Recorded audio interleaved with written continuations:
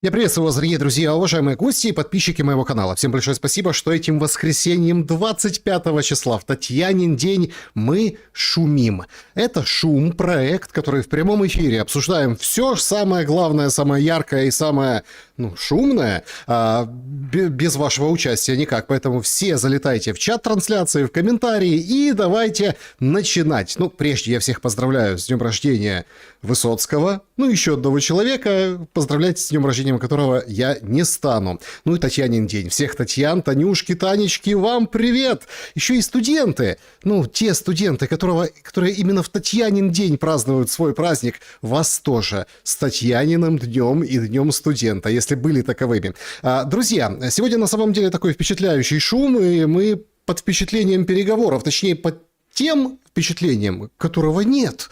Вы представляете? Никто ничего не говорит. А что же они там в Абу-Даби? Вроде как сели, покушали вкусно в конце и разошлись. Говорят, ой, хорошо у вас тут на уикенд прилетать. И 1 февраля следующий раунд. Хотя должны были там через пару дней на будущей неделе. В будни, так сказать, нет. Абу-Даби это для выходных. А без выходных, конечно, работает Зеленский. И его работе мы посвятим сегодня определенное время. Наделал он заявлений. А по всем по порядку. Как всегда, начнем с нашей любимой игры. Города. Да.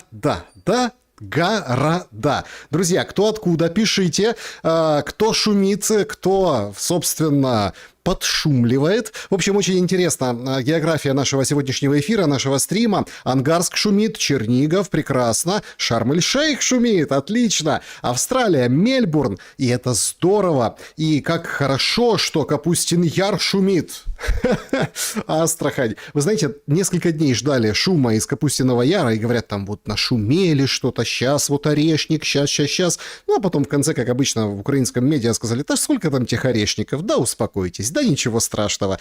Сталинград шумит, спасибо большое, здравствуйте. Санечка, мы вас любим. Оксана, спасибо большое. Да, спасибо всем большое за суперчаты, суперстикеры, QR-код, который возле меня, возможность на экране что-то написать и канал поддержать. И за это вам большое спасибо. Значит, Харьков, ХТЗ, Латвия, Николаев на шуме шелестит, Таллин, Париж, Минск, Казань, Самара, Рокестер, USA.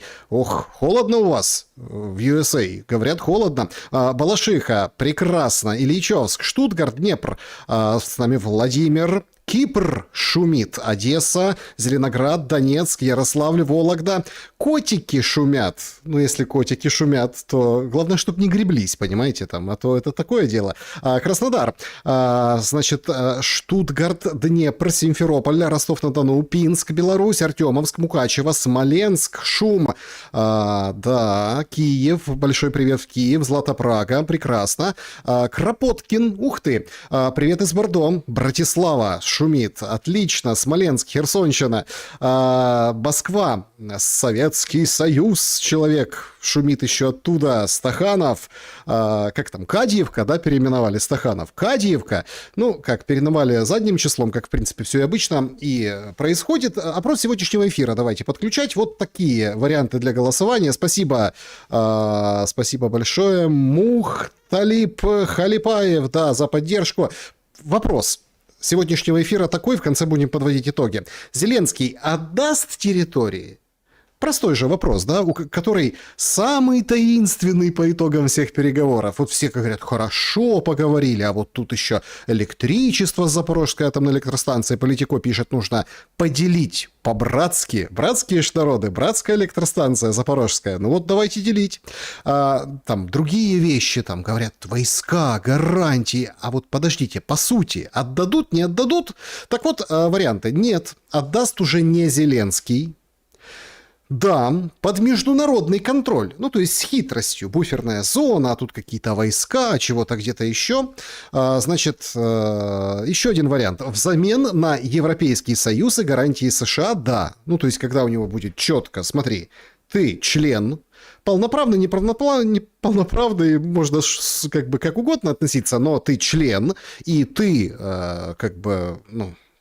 под гарантиями, под крышей Штатов, без НАТО, тогда отдавай. И он тогда хорошо отдам. И четвертый вариант, без света, по-тихому все и отвоюют. То есть ну, вот такой, да, тихой сапой, не шибко как бы придуриваясь, потихоньку, полегоньку, как вот сегодня есть там пару продвижений в районе, кстати, Донецкой области.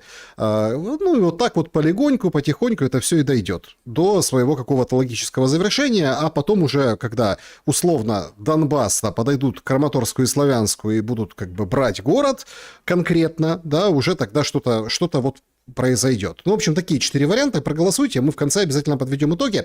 Значит, кто откуда? Макеевка. Ой, привет, Макеевка, Нью-Васюки, Подмосковье на связи.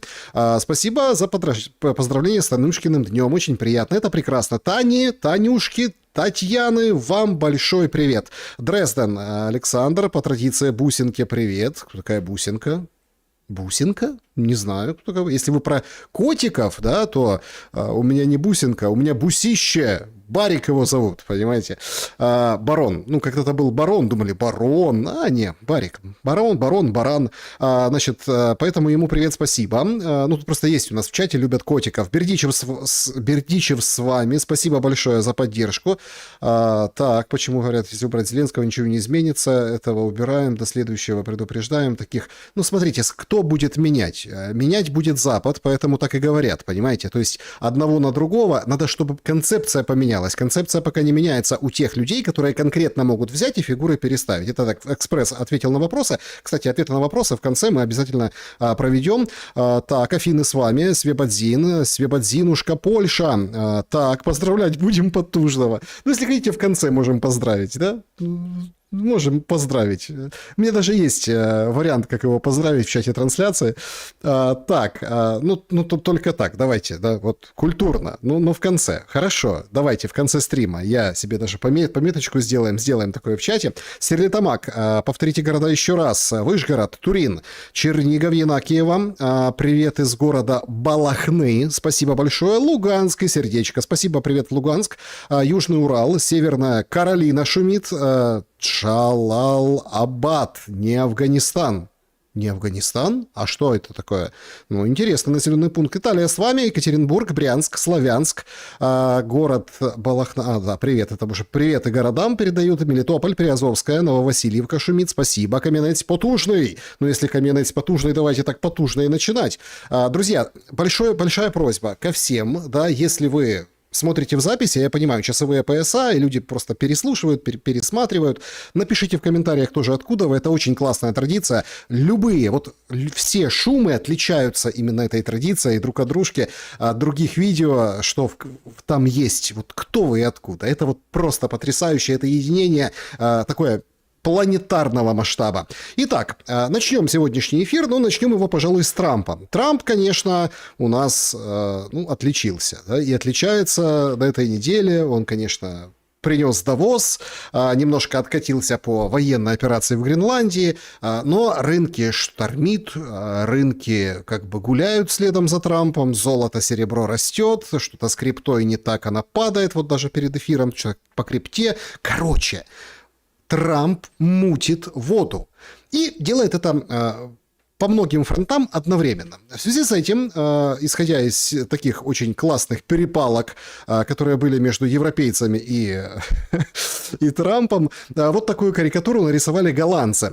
De Lemburger, как бы вот это издание пишет нам вот что значит, как бы вот такая карикатура.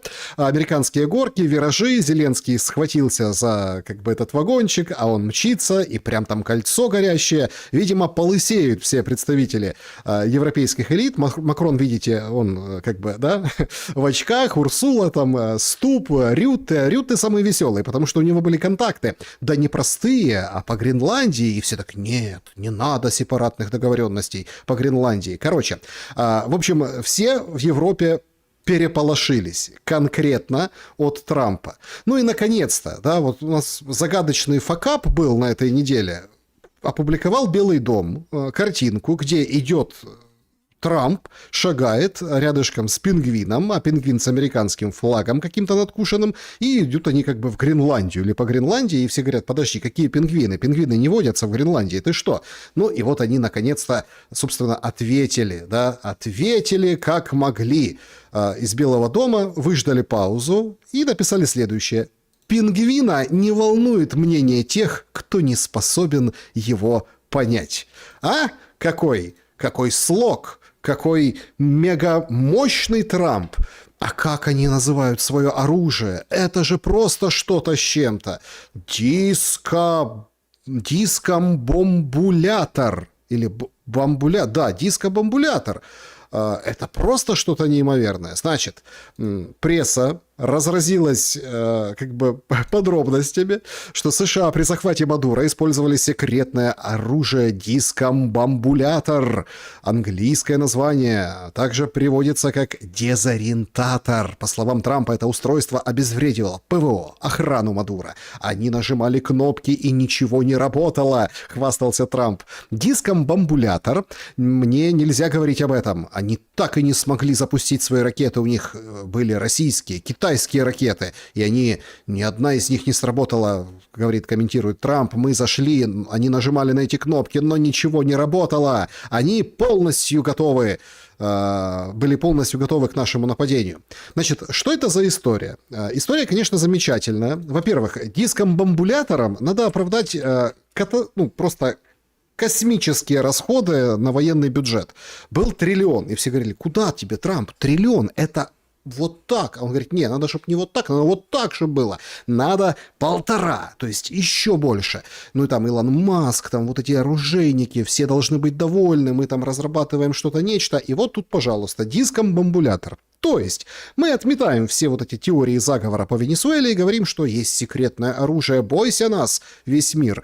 Дискомбомбулятором вас задискомбомбулируем. Вот так вот. Мощный Трамп. Мощный. И это все вызвано очень таким очень судорожным пиаром, потому что проблемы внутри у Трампа ой-ой-ой какие. Какие, спросите? Да все те же Миннеаполис, собственно, просто на разрыв. Значит, очередная ситуация. Вот этот человек, это сотрудник миграционной службы, миграционного контроля, его пристрелил в Миннеаполисе. Оказался это медбрат Алекс Джеффри Претти. Этот человек, собственно, породил, и вот эта ситуация, новую волну претензий к Трампу, потому что, подождите, это проблема. Белый дом отбивается как может. Белый дом и так, и сяк. И, в общем, там какие-то пистолеты опубликовали, что у него, мол, нашли, а это опасность, поэтому правильно все делают. Да, жестко, да, правильно. Ну и вообще, и сами страдают. Вот такие даже новости приходят, что в момент в Миннеаполисе, когда вот это вот там хватали этих незаконных мигрантов, одному из сотрудников даже откусили палец, представляете? Прям клац и все. Ну так там крутят, очень серьезно. Ну почти как в Украине ТЦК. Поэтому смотрите, если что-то где-то и произошло, все нормально. Это вот Трамп исполняет свою предвыборную программу. Даже Такер пошел по этому пути, но он пошел, как водится, интеллектуально. Он посчитал количество белого населения в Америке.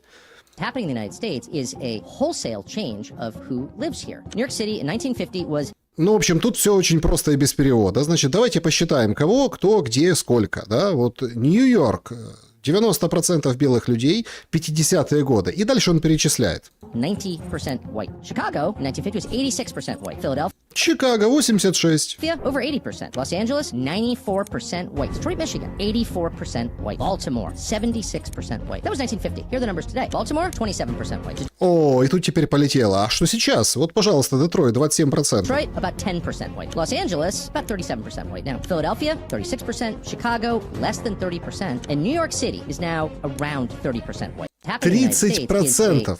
То есть было сколько? 90, стало 30. Говорит, непорядок, Такер, непорядок. Потому что, нужно что-то предпринимать. И вот так судорожно и стремголов бросаются и предпринимают. Иногда бывают, конечно, и ошибки. Да? Вот как, собственно, сегодня сообщили, что Соединенные Штаты случайно схватили мексиканца и депортировали его, а его подозревали в крупнейшем ограблении драгоценностей в истории США. Украл бриллианты, рубины, изумруды, золото, часы там, все это на сумму $100 миллионов. Значит, подозреваемый Хэнсон Неллан Пресилья Флорес задержали Сажали его в августе прошлого года и в декабре выгнали, депортировали в Эквадор. Без ведома прокуроров, которые вообще как бы дело завели и готовили. Адвокат этого человека, Флореса, обратился в суд, говорит, закрывай дело. Правительство фактически отказалось от обвинения. То есть там даже все равно на резонанснейшие и очень тяжелые дела максимально Трамп старается на этой ниве. Почему? Потому что эти разного рода разноцветные, они не его электорат. Он хочет угодить своему электорату. Войны заканчивать, так-сяк получается. Надо вот что-то делать внутри.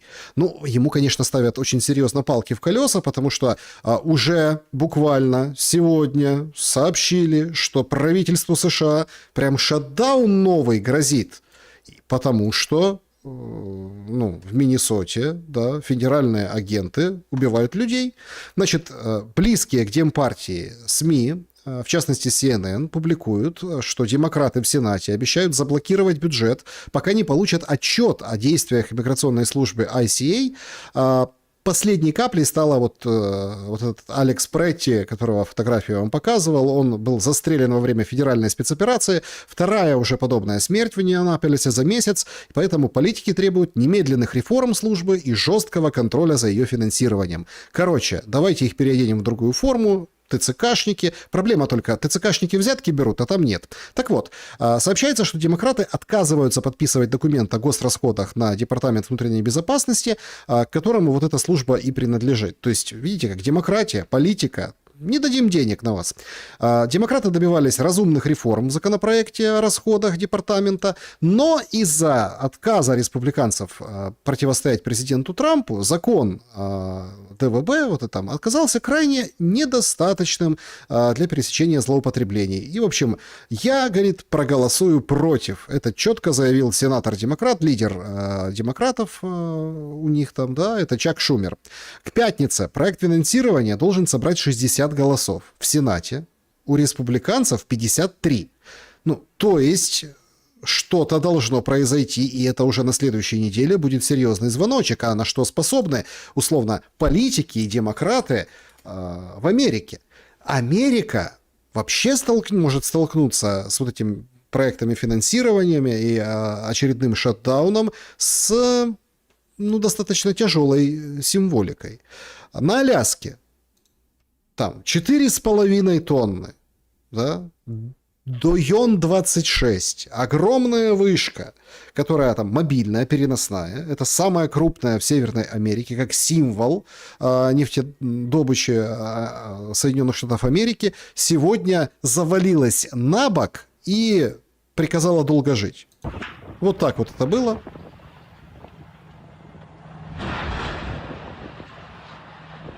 Самые мощное падение в истории. Фантастическое, как говорится, падение, если бы Трамп описывал бы эту ситуацию. Вообще, конечно, у людей есть. Все-таки они люди суеверные во многом и думают, что такие проблемы в Соединенных Штатах Америки, они неспроста, потому что это символ, да, символ, и вот он падает на Аляске, крупнейшая в Северной Америке, что-то с Штатами должно произойти. И непогода, конечно, врывается. Морозы жуткие, в отдельных штатах -3, -7, но а некоторых даже -17, причем порывы ветра, снег, ужас что в Америке. То есть кадры оттуда приходят страшные, ровно как и из супермаркетов, где просто выгребают все, что ни на есть полки. Туалетная бумага, вода, еда, какие-то соусы. В общем, катастрофа. Все готовятся к аномалиям, все готовятся к большим проблемам, да, которые принесет непогода. И, конечно, внутренняя ситуация. Трамп реагирует очень легко. Говорит, видите, морозы, а вы нам что рассказывали про глобальное потепление? Пошли вон, негодники, ведь я здесь тоже оказался прав. То есть даже мороз он подчинил своей воле и своей борьбе. Вообще, мороз может подчинить, американцев подчинить и Европу все подчинить. Всех, собственно, к ноге хозяина. Помните такое выражение? Оно звучало, кстати, со стороны Российской Федерации. Вот что сегодня заявил Кремль устами из-под усов Пескова по поводу такого, мощного Трампа. Мы в каком мире теперь живем? Трамп — это опытный политик, который базирует свои подходы на принципах бизнеса, сурового, беспощадного бизнеса. И он отстаивает и свои интересы, конечно, в первую очередь, и интересы своей страны. Методы, к которым он прибегает, они не совсем корреспондируются с нашими подходами о многополярном мире. Трамп все-таки является сторонником решения всего через коленку. По-русски он говорит, что решение через силу. По-нашему это решение нагибать через колено. И те, кто нагибаются, они будут дальше нагибаться. И главное, этого не делать нам. То есть к ноге хозяина нагибать через колено. Ну, русский язык немножко богаче, да, собственно, в выражениях. Нагибать, правда, получается не всех. Очередной виток, и, судя по всему, на следующей неделе будет попыток нагнуть через колено. Это Иран. Туда позавчера отправилась флотилия для того, чтобы угрожать бомбежками. Израиль рапортует: мы готовы к бомбежкам Ирана новым. Ну, Израиль как такой ЧВК Америки, как очень такой классный партнер, Цахал, все там разместили. Предугадывают ответы Ирана. В общем, как положено. Но Иран не гнется. Ну, как бы, да, по словам Пескова, да, кто гнется, того и гнут. А Иран нет. Иран на площади Энгелаб в Тегеране опубликовали, ну, как бы видео, фото оттуда. Это такой огромный мурал на здании, где классические слова: «посеешь ветер, пожнешь бурю». Очень совпало с непогодой в Соединенных Штатах Америки и вот этими вот, так сказать, поползновениями. Ну а что для Украины? А в Украине переговоры. 2 дня беседовали, встречались, составы делегаций обсуждались, видеокадры смаковались, переговоры в Абу-Даби. Американцы присоединились. Впервые это названо 3-сторонним форматом. То есть на фоне этих всех проблем мы видим, что ситуация в Украине, ну, как бы застопорилась на переговорах. О чем договаривались? А бог его знает о чем. Какие-то сливы, источники, все в строжайшем секрете и в тайне. Вот эти кадры, да, вот первого дня переговоров, смотрите, Кушнер, Витков, смотрите, все, как на подбор, у всех такое благостное настроение. Принимающая сторона, конечно, Эмираты.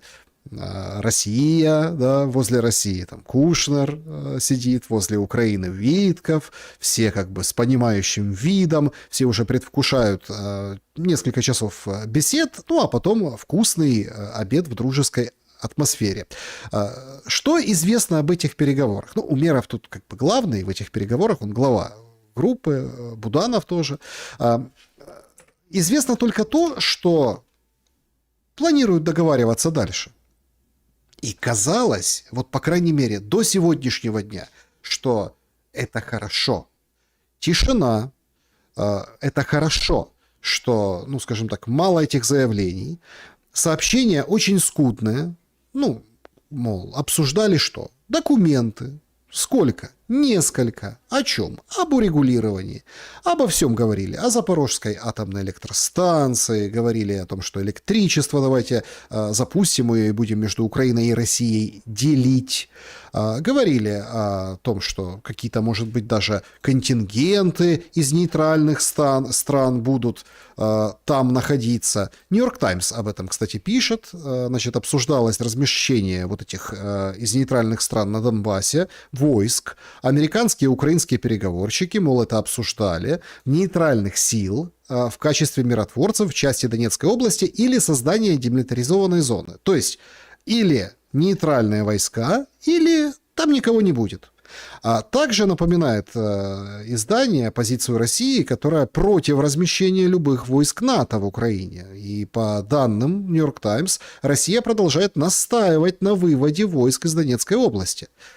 Войск имеется в виду украинских. Ну, а как они обсуждали заведение миротворцев из нейтральных стран, если украинцам надо будет уйти. Короче, пишет вот что Нью-Йорк Таймс. Россия отвергла любое урегулирование территориальных вопросов, которое отклоняется от того, что российские официальные лица охарактеризовали как соглашение, достигнутое между Трампом и Путиным в Анкоридже прошлым летом. Согласно этому соглашению, Украина должна была уступить еще не захваченные территории в регионе. Заместитель министра иностранных дел Рябков отказался сообщать подробности о переговорах, но сказал, что российская делегация прилагает все усилия для того, чтобы обеспечить, чтобы соглашение соответствовало договоренностям Анкориджа. Опять этот пресловутый дух Анкориджа выходит на первый план. И опять очень грубо, по-идиотски выглядит украинская пропаганда. Очень грубо и по-идиотски. Почему? Потому что, здесь надо только смотреть. Здесь надо только смотреть и понимать, кто, как и что самое главное, транслирует, да, в каких, так сказать, в каких красках, да, вот эти переговоры освещались. Значит, это просто что-то с чем-то. Вот предлагаю прям пошуметь на эту тему. Вот смотрите, Украина, гипотетически, представим, нет телеграм-каналов, нет шума по воскресеньям там и раз или два раза в неделю по будням, нет каналов, нет аналитиков, нет плюс-минус толковых каких-то мозгов, короче, нет даже у самих себя, но ты вот кушаешь телемарафон. Коней, конечно, Путин на переправе в Абу-Даби поменял, а вот свои капитуляционные дебильные условия нет.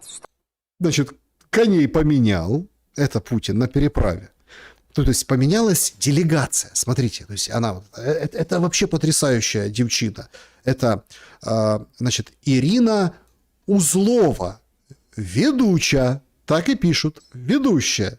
В принципе, ожидаемо, а совсем не неожиданно. Чего же тогда ждать от всего этого переговорного спектакля, где то антракты, то репризы, то кульминации, то... Антракты, репризы, кульминации, переговорный спектакль. Боже, как все стало ясно про Абу-Даби, да?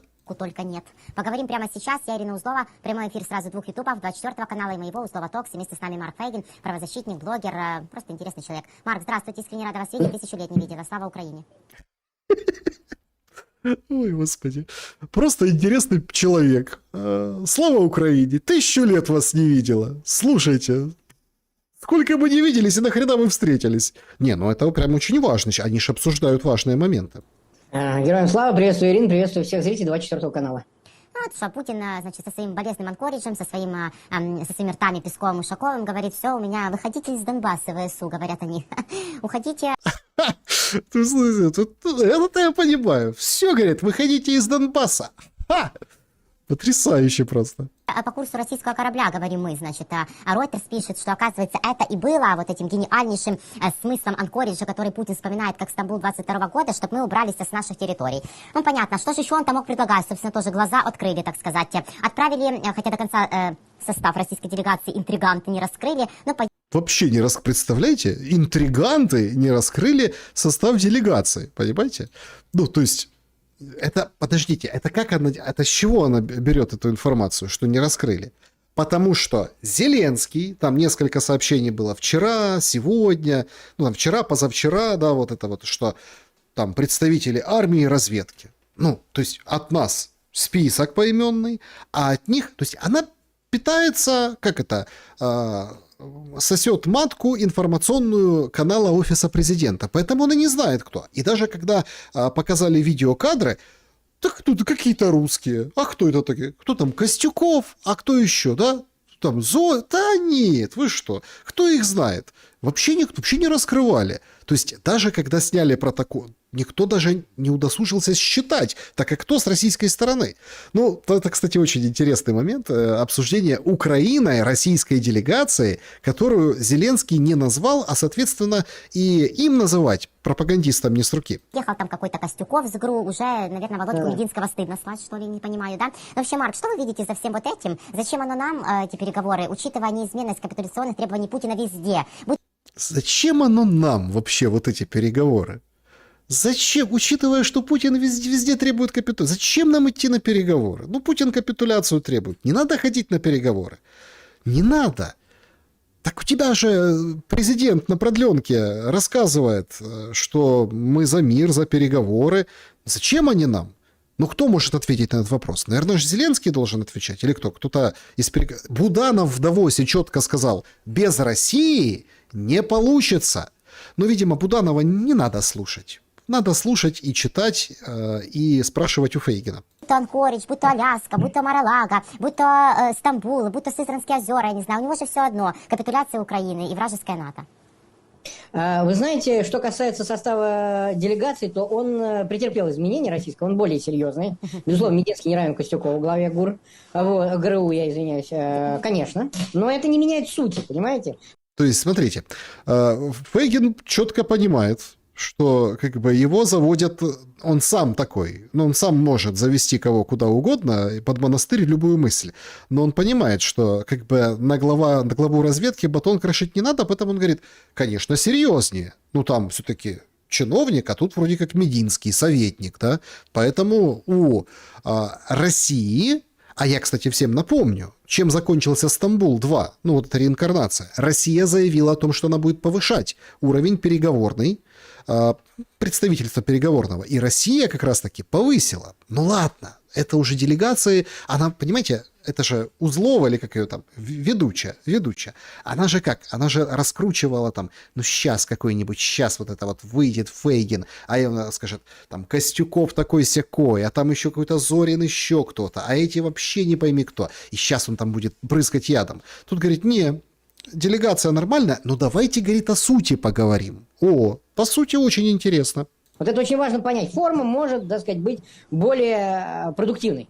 А суть-то какая? Вот после встречи вчерашней Виткофа, Кушнера и Путина Ушаков заявляет о том, что в духе Анкориджа мы настаиваем на территориальном решении вопроса, а именно, значит, вся территория Донбасса должна перейти под контроль Москвы, так? И замораживается в двух остальных областях по линии боевого соприкосновения, в Запорожье и в Херсонской области, замораживаются боевые действия. Это все хорошо, окей, даже это можно обсуждать. Да ладно, даже это можно обсуждать. Давайте, хорошо, очень интересно, давайте обсуждать. Так а что не так? Как мне представляется. Вопрос в другом. Почему Ушаков не прокомментировал согласованные Европой, Киевом и США гарантии безопасности? Кто согласовал гарантии безопасности? Европа, Киев и США? Поствоенный период. Марк, Ну, он бы потому сказал- что им неприемлемо. Или уже приемлемо, да, почему? Нет. Ну видите, как, ну, она такая, она вся такая ветреная, она им неприемлема, поэтому и не комментировал. Или им приемлемо? Да потому что нет согласованных вот этих 20 пунктах и гарантий безопасности. Ну нет. Между Европой, США и Киевом. Ну, этого нет. Трамп сторонится от этого. Зеленский буквально вот выдал, говорит, гарантии безопасности будут после окончания войны. Поэтому этого нет смысла комментировать. Ну, кто же позволит думать, тем более на 24-м канале? Я считаю неприемлемо. Они не согласятся на наличие британо-французского контингента на территории Украины. Этот вопрос либо специально замалчивается, либо опускается, ну, либо говорится, ну, сейчас велось только территориальные уступки со стороны Украины, неоккупированной части Донецкой области. Ну, там, чуть-чуть 6 или 6,5 тысяч квадратных километров. Но я думаю, что игра состоит именно в том, что даже если представить, что маловероятно, что Украина просто с лету согласится с демилитаризацией этой территории, ну, фактически ее передачу Москве, то тут же возникнет вопрос, а вы знаете, а вот еще мы как бы не согласны, чтобы британо-французский контингент находился на территории Украины. Ну, мы же с вами понимаем, что британо-французский контингент... Подождите, этот вопрос не возникнет. Он постоянно звучит. Лавров, Рябков, МИД официально, там, Захарова, ну, то есть официально с российской стороны всегда звучит, что мы против размещения никаких вот этих войск не будет. Даже Нью-Йорк Таймс и то умнее пишут, что какие-то нейтральные страны, ну, типа не НАТО, или те, которые там не помогали Украине или помогали, ну, так, ну, словами. То есть никаких вот этих, скажем так, как бы войск не будет. Это отметалось неоднократно. Говорили, что будут бомбить, заведут контингенты, будут бомбить, это законные цели. Почему? Кто замалчивает Фейгину этот вопрос? Обеспечить недопустимость возобновления войны в любой момент, который захочет Москва. А она же его может оставлять для себя опцию, что вот, представляете, части ВСУ выходят с территории Донецкой области. Так, давайте представим, части ВСУ выходят с территории Донецкой области. И тут Москва решила опять повоевать. Российские части занимают это все, оккупируют эту территорию, а потом они скажут, ну вы знаете, все равно это как-то вот не так все. Вот нам не нравится, вот это. Вы тут не все до конца выполнили. Вот тут не все до конца ясно. И поэтому мы как бы настаиваем на том, что теперь передайте нам еще Запорожскую, оставшуюся часть, и Херсонскую области, территории, поскольку они в Конституции. Ну, мы же помним, этот аргумент звучал. И не раз. А еще давайте Днепропетровскую нам, а еще давайте мы Николаевскую, хотим Одесскую, Они Харьковскую, Сумскую. частями. Да. Они сейчас этого не заявляют, потому что им очень... Ведущая божественно просто. Это просто. Вот это. Да. Они осторожно... Ведь вы понимаете, в чем приз состоит? В том, чтобы получить просто без боя, а воевать придется год, а может 2, может 3, за там Краматорск, Да, Славянск, Славянск, там, да. Дружковку, Константиновку и Константиновку. до самой границы. Это непростая история, как теперь выяснилось. Совсем не такая простая, вот учитывая, что они потратили 1,5 года на Покровск и Мирноград. Это совсем непростая. А потом, слушайте, вот Купинск они захватили, рапортовали, как все здорово, а теперь Купинска нет. Да. То есть- Россия захватила. А где Купинск? Куда он делся? Ну как нет? Не, ну понятно, что его нет, там все разбомбили, и там жизни нет. Поэтому они даже вот проговариваются в этом своем пропагандистском угаре, что Купинска, да, нет Купинска. Нет Купинска. Так проблема в том, что с российской стороны вот этот Володька Мединский, тот, который там с самого начала вспоминали эти доблестные защитники, ой, украинской позиции, прости господи, смотрите, то есть он говорил, мы можем 20 лет, мы можем воевать долго, то есть не будет Славянска, не будет Краматорска, потому что будут очередные фортеции, камень на камне не оставят, никто отступать не будут, положат кучу, скажем так, с одной и с другой стороны солдат, разрушат местность и территорию напрочь, поэтому точно так же, как Купинск, нет Купинска на самом деле. Ну нет, что там осталось в том Купинске?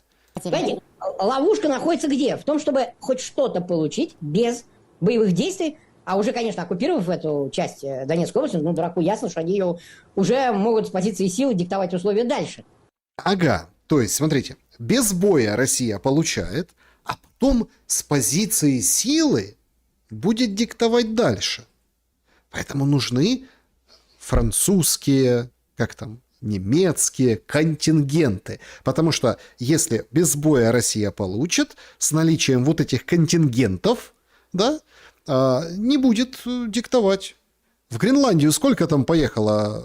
Финны молодцы, быстро справились, отрапортовали, говорят, мы вернулись, мы победили, все хорошо, защитили Гренландию. Возобновлять войну, не возобновлять войну, отдайте еще, не отдайте еще, мы не согласны с британо-французской контингентом. В это время будет заходить британо-французский контингент на территорию Украины, и скажут, не-не, а мы же это тоже не согласовали, мы же с этим не согласны.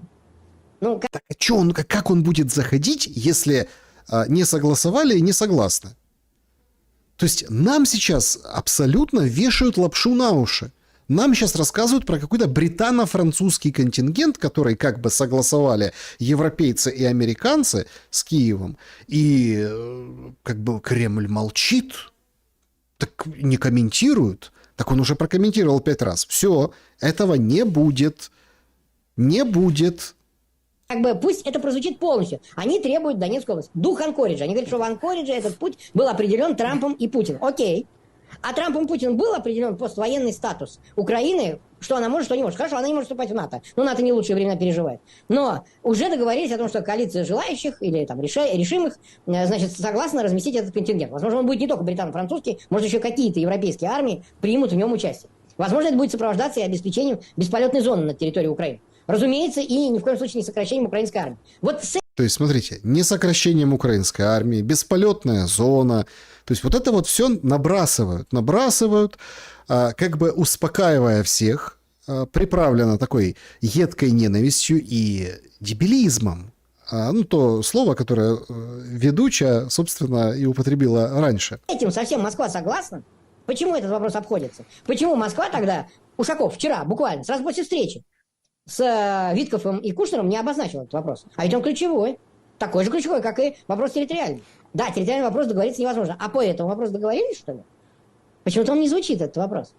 Поэтому я думаю, что пока мир далек, договоренности призрачны, обсуждения, скажем так, формальны, и вот эти бравурные заявления американской, прежде всего, стороны, что вот-вот мир близок, мне кажется, пока оснований под собой мало имеют. Понимаете? Разумеется, конечно, что-то скрыто от наших глаз. Что-то знает украинское руководство и нам не говорит. Конечно же, американцы с Москвой о чем-то тоже договариваются. Все так. Но есть вопросы, которые не могут быть непубличными. Вопрос территориальный и вопрос гарантии безопасности не могут быть непубличными. Непубличными, знаете, какие вопросы могут быть? Тебе рубь, мне 2. Вот мы там распилим, значит... Ну, тут понятно, в принципе. Тебе рубь, тебе 2, вот здесь миллиарды, вот здесь электроэнергия. Это можно не публично, а вот гарантии должны быть публичными. И территории должны быть публичными. По территориям понятно. Так в этом же и секрет. Зеленскому нужно сейчас артикулировать, выходить и говорить: да, мы отводим войска, там что? Экономическая зона, какая-то другая зона, кто-то зайдет или никого не будет, а кто будет контролировать, что никого не будет? Американцы. А как? Со спутников. То есть это все проговаривалось, да, вот это все обсуждалось как конкретно в Абу-Даби конкретными профессионалами. Ну, как, с российской стороны и с украинской стороны тоже, потому что подключали главу Генштаба и так далее. То есть эти моменты прорабатывались. Но нам говорят, что ничего не понятно, мир далек, как никогда, американцы предвосхищают события, вообще что они там понимают, и это все бутафория для американцев. Мол, смотрите, мы для вас Стамбул устроили двухсторонний, ни до чего не договорились. А сейчас как бы и с вами вместе сядем, при вас же тоже ни о чем не договоримся. В принципе, об этом сегодня Зеленский и сказал. Говорит, ничего отдавать не будем. Вот сегодняшний его там именинный визит в Литву, он, в принципе, был этому посвящен. Ключевое заявление, что никаких уступок, никакой территории отдавать не будем. Соответственно, да, миром не пахнет, но не под тем соусом, по которым подает Фейгин. Сегодня вот такую карикатуру люди смеются, там, сделали. Вот он Буданов, вот здесь Зеленский, дует на свечи, 48 свечей у него в торте. Типа, зачем ты задул, у нас и так нет света. Ну, карикатура не смешная, потому что как раз у Зеленского свет есть. Он после Швейцарии не захотел возвращаться в разбомбленный Киев, а поехал, так сказать, на очень важную встречу официальную. Его там с помпой встречали в Литве. Ой, Науседа с Зеленской вместе. Они же день рождения сегодня. Вот это. Погуляют в Вильнюсе. Ох, как и погуляли.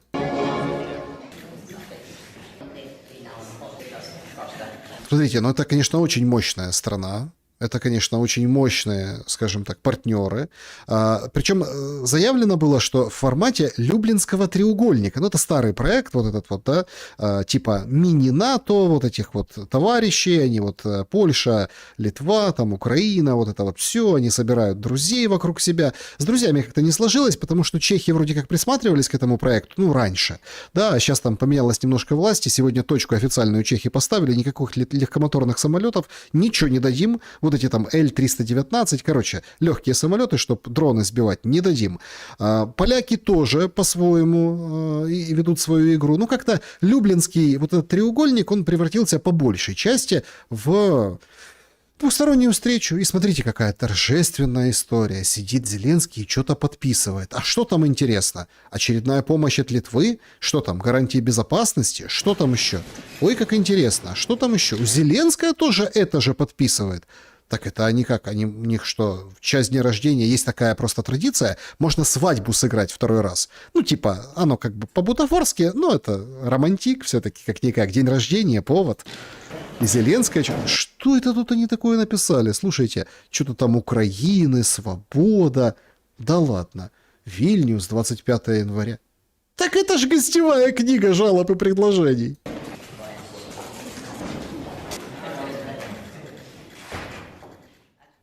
Потужно. Мощная страна, мощная поддержка, мощный Науседа, мощный документ подписали. Причем и Зеленский, и Зеленская сказали спасибо, как вы нас хорошо приняли, за свободу, за украинцев. Но это прям очень стоящий визит. У нас же как, Зеленский должен что-то вынести из визита. Что вынес Зеленский из этого визита? Наверное, какие-то контракты, наверное, какая-то помощь, наверное, прозвучали какие-то важные вещи. Очень важные вещи. Значит, там январское восстание, очередная годовщина, ну, их литовская история, там, да, вот это вот все. Они сошли в храм, церковь, ну, их католическую церковь, зашли, и там, собственно, были мероприятия, и там Зеленский речь толкал на этих мероприятиях, которые нам, в принципе, дают понять, що від переговорів ждать чого-то безсмисленно. В підсумку історія карає тих, хто залишається осторонь. Багато в чому війни ХХ століття – це наслідок байдужості сильних світу цього в столітті 19. Війна Росії проти України та інші російські війни проти Молдови, проти Чечні, проти Грузії – все це наслідки байдужості. Ну, чтоб вы поняли, смотрите, Грузия, Чечня, Молдова, имеется в виду Приднестровье, да, это все потому, что безразличие. Безразличие сильных мира сего. Понимаете? До правди наших з вами народів, правди, яку наші люди відчувають, і байдужість, яку проявили ключові держави світу наприкінці радянського часу, в 90-х роках та на початку 21-го століття, коли вони поставили на Росію, на перезавантаження з Росією, яке справді стало перевантаженням для усіх нас. Знаете, есть такой мем в интернете, как это, я дурею с этой прикормки. То есть, ну, понятно, что у него там спичрайтер, он читает по бумажке, это же такая вещь в себе, вот это выступление, да, выступление, текст. Значит, они, Запад, сильное мира всего, ну, я так понимаю, американцев он имеет в виду, но прямо сказать не может, при развале Советского Союза поставили на перезагрузку России, а получилось, что это перегрузка нас. Как сказал. Слушайте, литературные рабы захлебываются от слюны, как бы так научиться писать. А смысл какой в этом? То есть человек не понимает этой эпохи, человек абсолютно без образования, потому что все образование высшее, юридическое у него прошло в гастролях школьных, а потом студенческих КВН, нам говорит о том, что безразличным был Запад, потому что, конечно, они кушали Россию, и Украину кушали, и все другие страны. А так получается, что ну, как бы они поставили на перезагрузку России, просчитались, а надо было нами заниматься, а мы вот сейчас перегружены вот этой войной. Вообще, конечно, тема вот этой истории там, с визитом в Литву, у которой напряженные отношения, да, с Россией, напряженные отношения с Белоруссией, конечно, вылилась в очередной аут для Зеленского по поводу белого шпица Лукашенко. Значит, все чаще показывают, ну, в принципе, это как такая практика, да, такая как, ну, пиар-стратегия. То есть, смотрите, Зеленский, который прочитал текст пиарщика своего, абсолютно исторически идиотский, дурацкий, несправедливый и, ну, то есть метафора ради метафоры только что прозвучала. Нет подосновы, но есть апелляция к нашим народам, Чечня, Приднестровье, Грузия, ну, понятно, там Украина поставлены в один ряд, что абсолютный бред, да, исходя из ситуации в Чечне, в Грузии, абсолютно другая, как бы, ну, вообще разные причины. Но это все специально поставлено в один ряд, чтобы потом, добить метафорой. Ну, так как они шутки пишут в КВНе. Собственно, здесь мы видим, ну, абсолютно другой момент, да, то есть пиар на уровне, ну, таких образов. То есть Лукашенко ныряет в прорубь, рядом бегает его собачка Умка, белый шпиц, который как бы тявкает, да, который там то ли поддерживает, да, там Лукашенко в форме, рядом с ним эта собака, Лукашенко без формы, в домашнем, рядом эта собака. И это не мог обойти стороной Зеленский, который в Литве выдает под маской и под личиной вот этого, скажем так, вот этой метафоры, да, ну, абсолютную дичь. Поки що білому шпіцу Лукашенка залишено більше прав, ніж народу Білорусі, на жаль. Був шанс у 2020 Белому шпицу Лукашенко дали больше прав, чем народу Беларуси. То есть народ Беларуси хуже собак живет. Это говорит Зеленский, в котором ТЦК, в котором, ну, то есть Шпиц может хотя бы потявкать, а народ Беларуси даже тявкнуть не может. Наверное, в этом заключалась вот эта глубина выражения и упоминания собачки Лукашенка. У 2020 році, щоб це змінити, і я впевнений, буде ще шанс. Але тоді підтримки для Білорусі було просто недостатньо. А тепер ми усі відчуваємо, наскільки складніше, наскільки дорожче, наскільки небезпечніше стало для усіх через залежність Білорусі від Москви. Угу. Значит, смотрите, союзное государство, которое зависит от Москвы, и стало еще опаснее, стало очень ужас что. Но эта фраза, он ее, в принципе, повторил в Давосе, это вот так вот переписанная история, что народу не хватило, Беларуси не хватило поддержки. То есть народ надо было поддержать на этих протестах, так а что, не поддерживали? А где вся оппозиция? А где все вот эти, скажем так, откуда все курировалось? Нехта где? Ну, так и существует. То есть, где вот эти все качали же жестко ситуацию в Беларуси? Лукашенко выбегал с автоматом. Но это все мы забыли. То, как просто потом оказался Протасевич агентом, представляете? Красиво отыграли, да, его самолет с ним садили, его там судили, потом сейчас агент работает на заводе сварщиком. Понимаете, в чем дело? Тут как бы момент. Умеют работать спецслужбы, не умеют. Проблема в том, и вот этих... вот есть такое произведение классическое в украинской литературе, называется «Плач Ярославны», что после Майдана 2014 года, который привел к войне на Донбассе, а потом к еще большему противостоянию, не получались вот эти протесты. Не получались.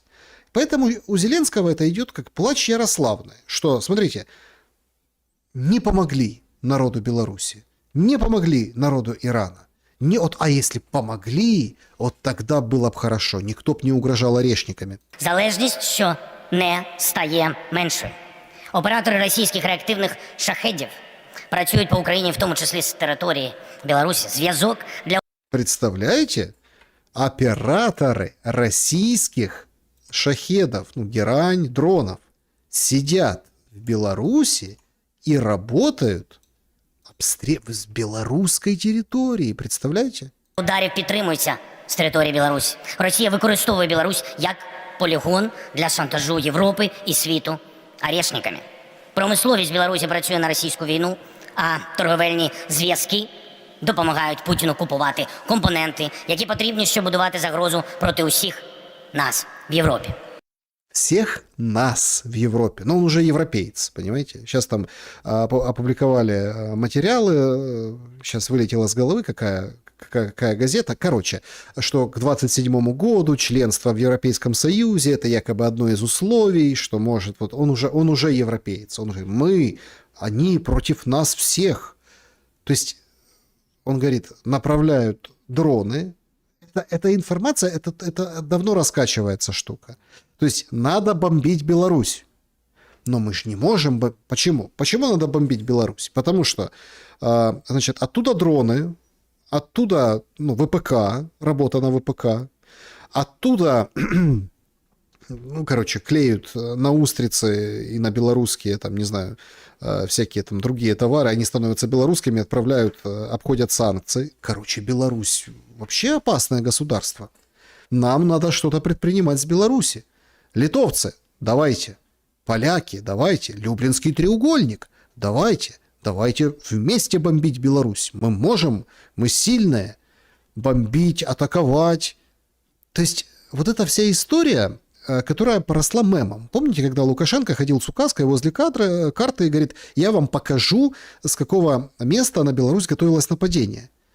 И мы давайте послушаем сейчас Зеленского. Что он имеет в виду? Саме тому для Європи важливо не втратити жоден з народів, які живуть свободою. Саме тому для Європи критично не втрачати час. Саме тому ми усі в Європі кожен день маємо працювати на сильну Європу. Ну, а все остальное он сказал в Давосе. Если что, можем помочь, подсобить. То есть эта тема опять прокачивается. Шпиц как ширмочка, да? Ширмочка, чтобы белорусы послушали и сказали: мы хуже собаки у себя в Беларуси. Но народы есть, которые живут свободой. Народы, которые свободно могут выезжать, приезжать. Там комендантский час. Это же прям внутри. Народы живут свободой. Украинский народ вот живет свободой. Он освобожден от отопления, от света, от всего. Освобожден от денег, которые разворовываются, от каких-либо прав. Ну зачем тебе думать, куда тебе поехать, устроиться там куда? В армию иди. В армию. Вот свободный народ. Ну а финал вот этой речи, это, конечно, что-то феерическое. То есть, смотрите, он говорит, что есть народы, которые живут свободой, а есть другие народы. И поэтому один народ имеет значение, а другие не имеют значения. И тут так вот пахнуло, так, знаете, вот этим... С чего начинается фашизм? Да, вот. Люди мають значення, нації мають значення, культури мають значення, Росія значення не має, бо той, хто про... Поняли? Люди имеют значение, культуры имеют, народы имеют, все имеют, а Россия не имеет значения. А мы точно в переговорном процессе сейчас находимся? Или где мы сейчас? Ну, высокопарно, понимаю, но мы точно сейчас в трехсторонних переговорах США, Украина, Россия? проти народів історично завжди програє. Дякую. Слава Україні! То есть исторически всегда проигрывает. Спасибо, слава Украине. Ну и дальше. Я не понимаю. Ну, то есть они правда вот это вот 4 года войны скоро? Они правда вот это вот так его любят? Он правда сказал что-то хорошее?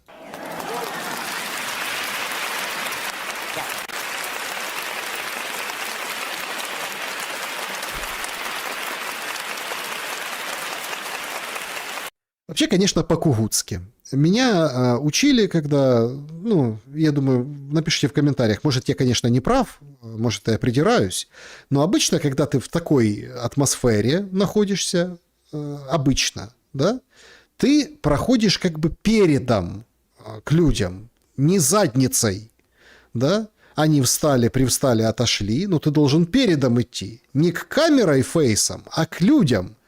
А так он задницами потерся, понимаете, задницей своей так, и пришел и сел.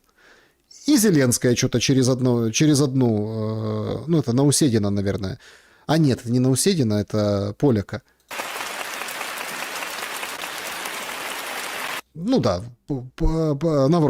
Навродского, Кароля, да, вот 3 первых мэна и 3 первых леди.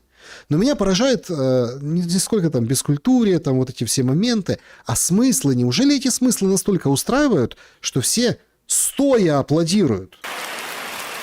Смотрите, в шапках в этих всех, ну, конечно, Литва же это богатейшая страна.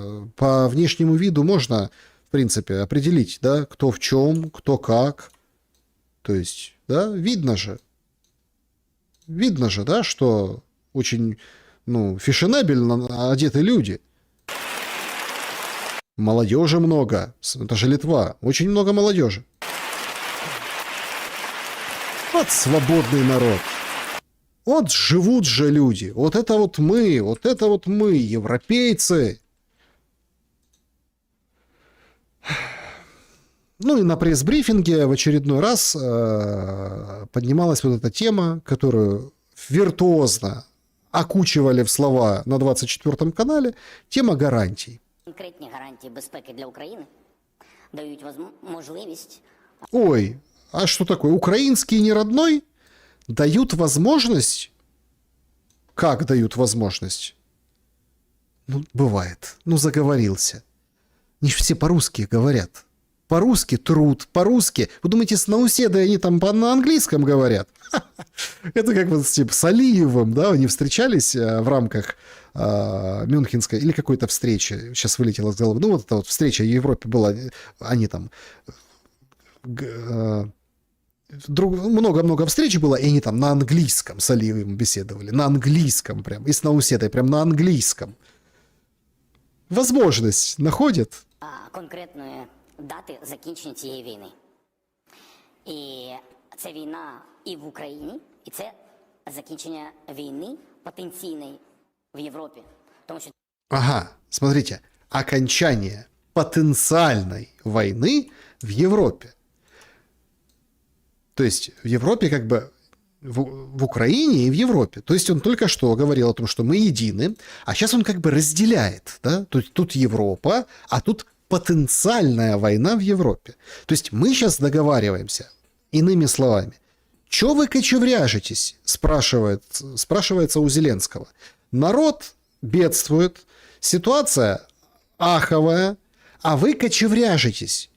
А они говорят, не, мы кочевряжемся, потому что мы заканчиваем не просто войну в Украине, да там Донбасс, это все. Не, мы потенциальную во всей Европе заканчиваем. це будуть гарантії безпеки для України, яка є частиною майбутнього Європейського Союзу. Для нас гарантії безпеки, передусім, це двосторонні гарантії безпеки з Сполученими Штатами Америки. Документ готовий на 100%. На 100 уже процентов готов. Документ, короче, готов. Трамп, подписывай. Трамп. Ну да, давай, жду. Время, место. Ми очікуємо від партнерів готовності дати і місця, коли ми його підпишемо. А потім документ буде йти в ратифікацію в Конгрес Сполучених Штатів Америки і в український парламент. Згідно наших домовленостей. В какой парламент? Опять там очередной слуга народа умер. Вроде как ДТП, трагическая история. Ну, в общем, конечно, ужас, что происходит. Значит, Орест Саламаха во Львове в ДТП. Он ехал на квадроцикле.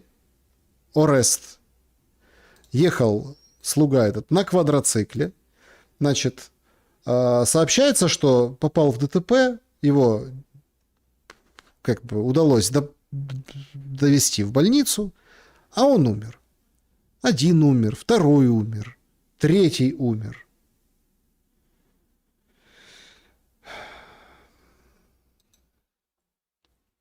Ну, то есть, и опять замена. Там один администратор телеграм-канала должен был быть Кравец, да, Джокер Кравец. Но он отказался, уступил другому, и, получается, будут подтягиваться, да, вот эти депутаты. Ну, вроде как этот Соломаха списочник, по-моему. Сейчас не хочу рыться проверять. Но, в общем, в парламенте, в этом, который тоже пересидел, который тоже надо переизбирать, который тоже не соответствует чаяниям народа. Но будут ратификации. Но тут же ключевое не в парламенте украинском. Конгресс должен ратифицировать. Конгресс. Трамп. Нам тебя мало, говорит Зеленский от имени Европы. Трамп. Мало тебя. И очень мало обратила внимание сегодня немецкая пресса.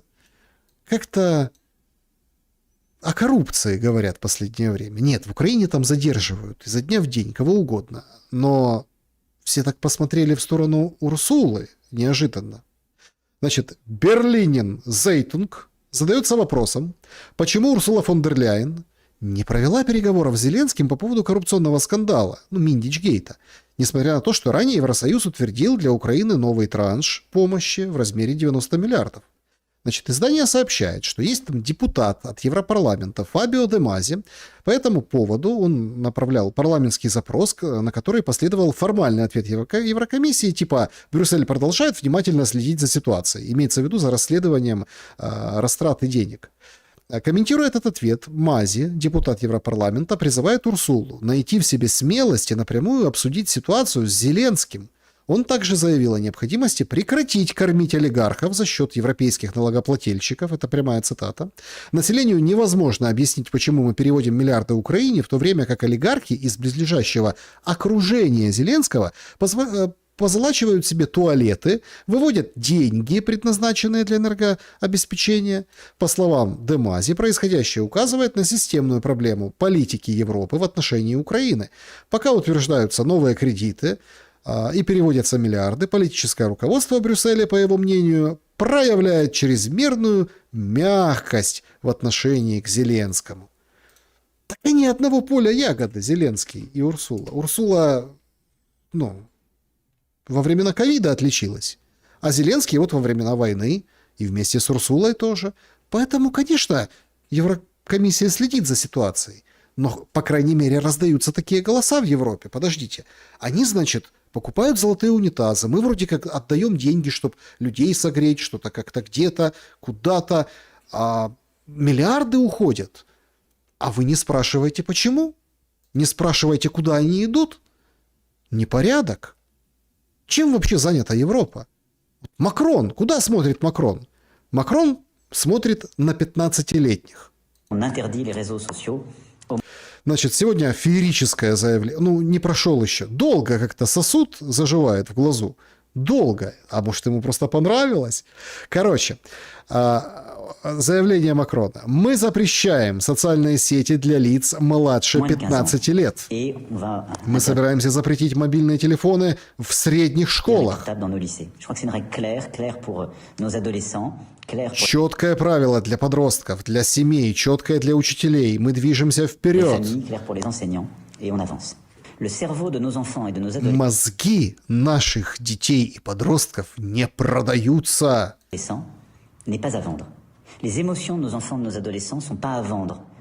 Эмоции наших детей не продаются и не подвергаются манипуляциям со стороны американских платформ и китайских алгоритмов. Короче, правительство, Сенат, все политики должны запретить подросткам выходить в соцсети в принципе. В принципе, телефоны, соцсети, потому что промывает мозги тлетворное влияние американских соцсетей. Тут понятно, о какой соцсети идет в большинстве случаев, да? Речь, конечно, об Иксе Илона Маска. И о каких китайских алгоритмах? Конечно, о ТикТоке, который, в принципе, Трамп отпустил и сдал. Да, позиции по ТикТоку. И, в общем, нормально все уже как бы с Китаем в этом отношении. То есть Макрон озабочен влиянием соцсетей. И тут где-то всхлипнули пользователи из России. Почему? Потому что там же как? WhatsApp там ограничивается, Telegram, там с переменным успехом, звонки, вот это все. Мол, война же, вражда же. Погоди, Макрон, так а что у тебя с Америкой и с Китаем? Раз ты ограничиваешь соцсети для, пока для самых маленьких. Там же как? Где маленькие, там и большие. В общем, это все очень легко обойти, но это очередной балл. Он думает, что он зарабатывает. Не снимая очков, так сказать, ограничить в стране Франция, стране свободы. Там вообще революция великая французская была, так, на секундочку. Там немножко по-другому относятся ко всему. Вон, в Америке застрелили очередного, люди вывалились на улицу. То есть во Франции тоже протесты на раз-два. То есть, понятно, там не будут подростки и дети протестовать, но тем не менее, это как бы наступление на свободу. Кто скажет, нет, это защита французских детей. Это не защита. Это конфронтация с Америкой и Китаем. Это укол в сторону Америки и Китая. Мол, мы французы. Так подожди. Понятно, что получается Россия противник, Китай противник. Все вокруг противники для Макрона. Тем временем в Украине, материал выпускает Deutsche Welle, кажется. Значит, Украина же друг, да, и показывают публикацию о стажировке европейских хирургов в Украине. Значит, европейские хирурги специально приезжают, смотрят процедуры. Значит, люди с ампутациями выше колена. Значит, в военной ситуации, к сожалению, есть много, скажем так, проблемы, да, с ампутантами, а вот мы ездим и перенимаем опыт. Unfortunately, you get a lot of very short stumps. The implant sticks out through the skin, and then you can attach to that piece that goes. То есть мы там как имплант, как его там туда, как вот это вот приезжаем. Мощно. Outside of the skin, you can attach a prosthesis even if you have a very, very short stump. You can still have an arm or a leg that was previously impossible. Ну, в общем, в Германии самый большой центр у нас, вот 10-15 пациентов в год. Но это же не сравнит, говорит немецкий врач, потому что вы просто вообще превратили это в какой-то поток неимоверный. Большие, короче, молодцы, есть чему поучиться. Следующие 10-20 лет хирурги из Украины будут цениться. Потужно, мощно. And I need to train surgeons in Ukraine. You're going to be the best. Абитуриенты будут цениться, врачи цениться. So you will be the best. It's not only the implant, Мощно. it's plastic surgery, it's rehabilitation, Пластическая хирургия, конечно же. all of those things will need to come in place. Ми завели технологію, ми маємо досвід, ми маємо спеціалістів, ми готові їздити по іншим центрам. В общем, мы готовы. Это там говорит, собственно, один из руководителей, там тоже названия такие, Титаниум. То есть Украина впереди планеты всей. Смотрите, как вот оторвали ручки-ножки, как вот там новые пришили. Мы вот прям можем прям поучиться. И смотри, как бы европейцы, будете у нас учиться. У нас передовой, вообще передовая во всем страна. Технологии, все, вот это центры. Ну и, как обычно, это все озаглавлено словом «потужно». В этих центрах тоже есть элемент коррупции, в этих центрах тоже есть элемент несправедливости, на эти центры тоже европейский и западный подсос денег, вот теперь курсы будут организовывать. Понятно, что честь и хвала врачам, которые помогают реабилитировать после тяжелых ранений, но, может, надо как-то вот чем поднимать вот такого рода профессионализм врачей, надо как-то войну закончить. Работы уже хватит всем и предостаточно, и европейцам, и украинцам, и обмен опытом, это всегда хорошо, нельзя это критиковать. Но надо критиковать войну, потому что когда Зеленский выходит и говорит, что Беларусь это полигон это Украина, где испытываются новые технологии, где испытываются новые лекарства, где испытываются новые импланты, подходы. И, в общем, на вот этих людях, которые претерпели лишение там, конечностей из-за войны, прежде всего из-за войны. Ну, а сейчас к новостям коррупции. Коррупции на той же войне. Феноменально. Андрей Ермак всплыл. Он вновь адвокат, не энергетик, не знаю, там, в сухопутных войсках, в части ВСУ. Он адвокатскую деятельность возобновил, которую в 2020 году как бы приостановил, а сейчас возобновил. Ермак теперь адвокат. Ну, там депутаты разные над ним смеются. Например, там Гончаренко, который говорит о том, что его Зеленский приказал посадить. Ну, это вчера так громогласно объявил. Зовет его к себе в юридический центр, пускай поработает. Тут, пожалуйста, регистрация как адвоката в Национальном союзе Ассоциации адвокатов Украины. То ли готовится, чтобы, ну, как бы из разряда «помоги себе сам», потому что к нему-то рано или поздно должны же, по идее, прийти или не должны. То ли тихонечко в лес уйдет, как Баканов. Баканов же тоже адвокат по Полтавской области. О нем тоже недавно вспоминали, что денежки передавали ему. Но потом быстро включили антикриз, сказали, это все враги, это все порошенковцы, воюют с зеленовцами. То есть это все неправда, никаких денег не было, на фотографии не он, все искусственный интеллект. Но факт остается фактом. Ермак – адвокат, Баканов – адвокат, и все себя нормально чувствуют. У всех брони, ну, у кого на кладбище, у кого нет.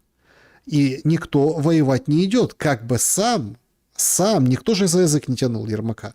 Об этом и говорил. Теперь Ермак – адвокат. Вновь, так как говорится. В украинском законодательстве, конечно, ужас, что происходит в этом отношении. Против Ермака нет никаких подозрений, об этом сообщили на комитете. Ну, Гончаренко звал этих, ну, не только Гончаренко, парламент звал этих набушников, говорят, нет, ничего не шьют Ермаку, по крайней мере, пока об этом не говорят, а простым людям шьют. Вот подписчик прислал. Мужчина ограбил магазин в Кременчуге. Значит, он присвоил к себе 2,5 литра пива, закуски и сел за решетку на 7, внимание, лет. 15 мая 2025 года в 10:30 обвиняемый был в магазине таком-то на улице Ивана Прикотько. Там он заказал у продавца 2-литровую бутылку пива «Вайсбург», бутылку безалкогольного пива той же марки, крабовые палочки весом, не знаю, сколько это, там, 5 грамм, куриные чипсы весом, да, вот, не знаю, там, 11,5 грамм, вяленую икру судака весом 11,5 грамм. Ну тут, извините, да, 100, наверное, грамм. 100 грамм, короче, чипсов куриных, 100 грамм и крабовые палочки. Продавщица исполнила заказ, но человек не рассчитался. Общая сумма украденного составила 569 гривен. После этого мужчина пропал, убежал. И физлицо предприниматель, собственник магазина, в общем, убыток понес. Суд говорит, что это очень... нашли, все там, осудили. В результате суд назначил 7 лет за решеткой. Там еще в СИЗО он посидел годик, полгодика, да, с 15 числа, там, с мая месяца. И поэтому все, 7 лет с 15 января 26 года. Вот такие у нас суды. Интересно, вряд ли у этого человека, который не рассчитался за пиво, чипсы, будет адвокат Ермак, правда? То есть этому человеку не добиться справедливости. Это ж не Ермак. 7 лет за 2 литра пива и 500 с чем-то гривен. Это там сколько долларов? 12. 13. И в этом вся страна, воюющая. Кому-то можно адвокатскую деятельность возобновлять, как Ермаку. Кому-то можно путешествовать по командировкам, конечно же. Притула пишет. Сейчас, говорит, в отъезде, в Канаде. В Торонто пригласили на встречу в украинскую субботнюю школу. Пришел на встречу, а там сотни украинских детей разного возраста. Осознание того, что большинство из них никогда не вернется в Украине, порвало сердце на куски. То есть едет в субботний, прям плакал Притула в субботней школе в Канаде, в Торонто, представляете? Заходит в Канаду и плачет. Притула, срочно забирай детей. Там Трамп вышел и сделал заявление, что Китай успешно, полностью захватывает некогда великую страну Канаду. Так грустно видеть, как это происходит. Я только надеюсь, что они оставят хоккей с шайбой в покое, пишет Трамп. Украинцев забирай быстрее, а то ни хоккея, ни Канады. Китайцы одни будут. А китайцы кто? Друзья россиян. Вообще, как там плохо? Прям сердце разрывается. Столько детей украинских, столько всего за границей, по Канадам, да по другим городам и весям. Корчинский тоже именинник на этой неделе, тоже выполз. Фотографию с собакой публикует. Это не шпиц, конечно, как у Лукашенко, но тем не менее пишет, что обращение его к украинцам в Польше, Германии, Италии, Испании, Португалии, Канаде и США. Обращение Прям конкретно по странам перечислил. Смотрите, нам в Киеве сегодня немножко прохладно, немножко надоедают вражеские ракеты, но все равно, кстати, пишется раздельно. Ну, это ладно, это же Корчинский. Все равно в 100 раз нам лучше, чем вам. В 100 раз лучше. Понимаете? А будет вообще хорошо. Знаете почему? Потому что такие военные у нас мощные. Пишут, что если мы выдержим эту зиму, Россия проиграет в войне. И этот человек, военный Александр, дает 80%, между прочим, что начнется ее распад, если украинцы выстоят. Понимаете? 80%. Александр, зачем ты это пишешь? Go на поле-маркет, вперед, делай ставочку. Распад России сразу, после того, как весной прям начнет распадаться. Потушно, мощно. Ну, а по поводу Корчинского, который говорит, что в Украине лучше, чем у вас в 100 раз, конечно. На Буковель посмотрите. Что вы знаете про реальный термин Буковель? Очереди сумасшедшие. Народу толпы катаются, отдыхают. Цены европейские. Вообще красота. Свет тоже европейский. Подбросили из-за границы линию, поэтому не отключают. Все прут в Буковель.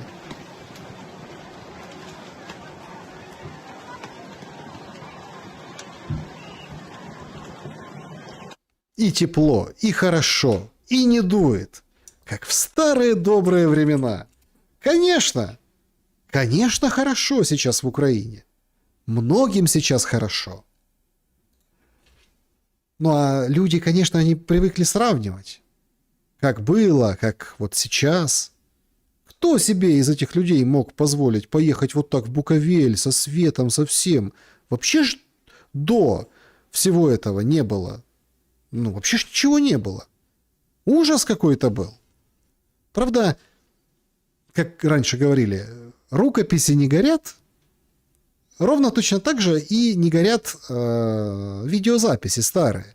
И сейчас очень модно стало вываливать старые видеозаписи.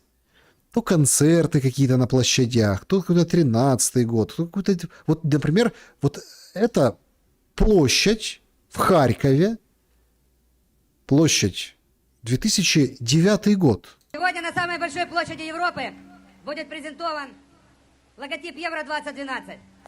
Смотрите, они собирают концерты для того, чтобы... Это 2009 год. Они презентуют логотип. Праздник логотипа. Представляете, были такие в Харькове. Событие, которому город посвятил несколько последних лет своей жизни.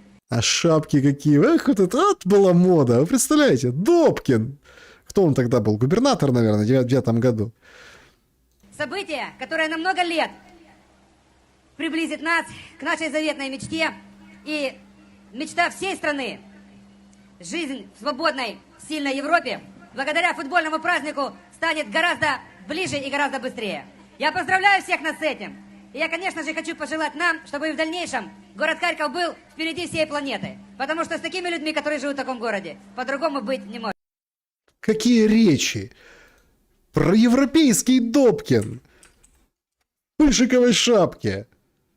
Выходит и говорит, вот мы логотип сегодня, 2009 год, презентуем. Мы станем ближе благодаря этому празднику к Европе. Дундук ты, регионаловский! Защитник Беркута. Ближе к Европе нас сделает война. Война. Харьков без света. Киев. Вот что нас приближает к Европе. А ты там праздники, какие-то логотипы евро. Вообще этот тренд очень хорошо сегодня разошлось тоже по соцсетям, объяснила белоруска, которая находится в Украине. Вот тоже удивительно, да? Свободный народ, который там что-то не скинул. Белоруска в шоке от того, как ее жизнь, она в Украине живет, ее жизнь, украинцы и вообще общество поменялось. Все как-то начинают вспоминать, а что было до 2014 года. Вон 9-й вспоминают. Мои наблюдения про людей в Украине на 4-й год полномасштабной войны. Да и в целом, и те, кто выехал, и те, кто тут находится, и те, кто тут живет, неважно, там, белорусы, как я, которые тут сидят. Короче, вы поняли, вот именно люди, которые находятся во всей этой ситуации. Вы заметили, как мы в последнее время, особенно в последние полгода, начали ностальгировать очень жестко, блядь, по каким-то тем временам, когда там была Верка Сердючка, когда были вот эти мюзиклы, там делают видео 2012 год, Украина, Мадонна в Киеве, Квин в Харькове, и, короче, вот все вот это вот, или там говорят, вот наш тот год, это был самый лучший год в мире, начинают выкладывать фотографии какие-то свои старые.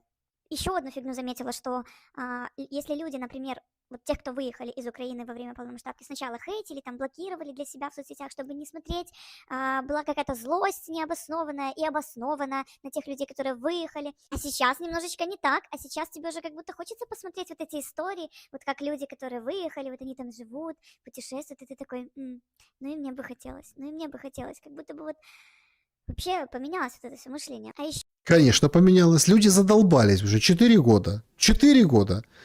Конечно, они вспоминают, чтобы не потерять связь с реальностью. Кто они? Кем они были? Какую профессию осваивали? Кто они вообще? Как зарабатывали? Как любили? Они моложе были на 4 года, на 4, 5, 10 лет. Они и смотрят, что было вокруг них. Они то, что они не ценили, и то, что у них забрали. И концерты Сердючки, и всякие там старые мюзиклы, в половину с российскими артистами.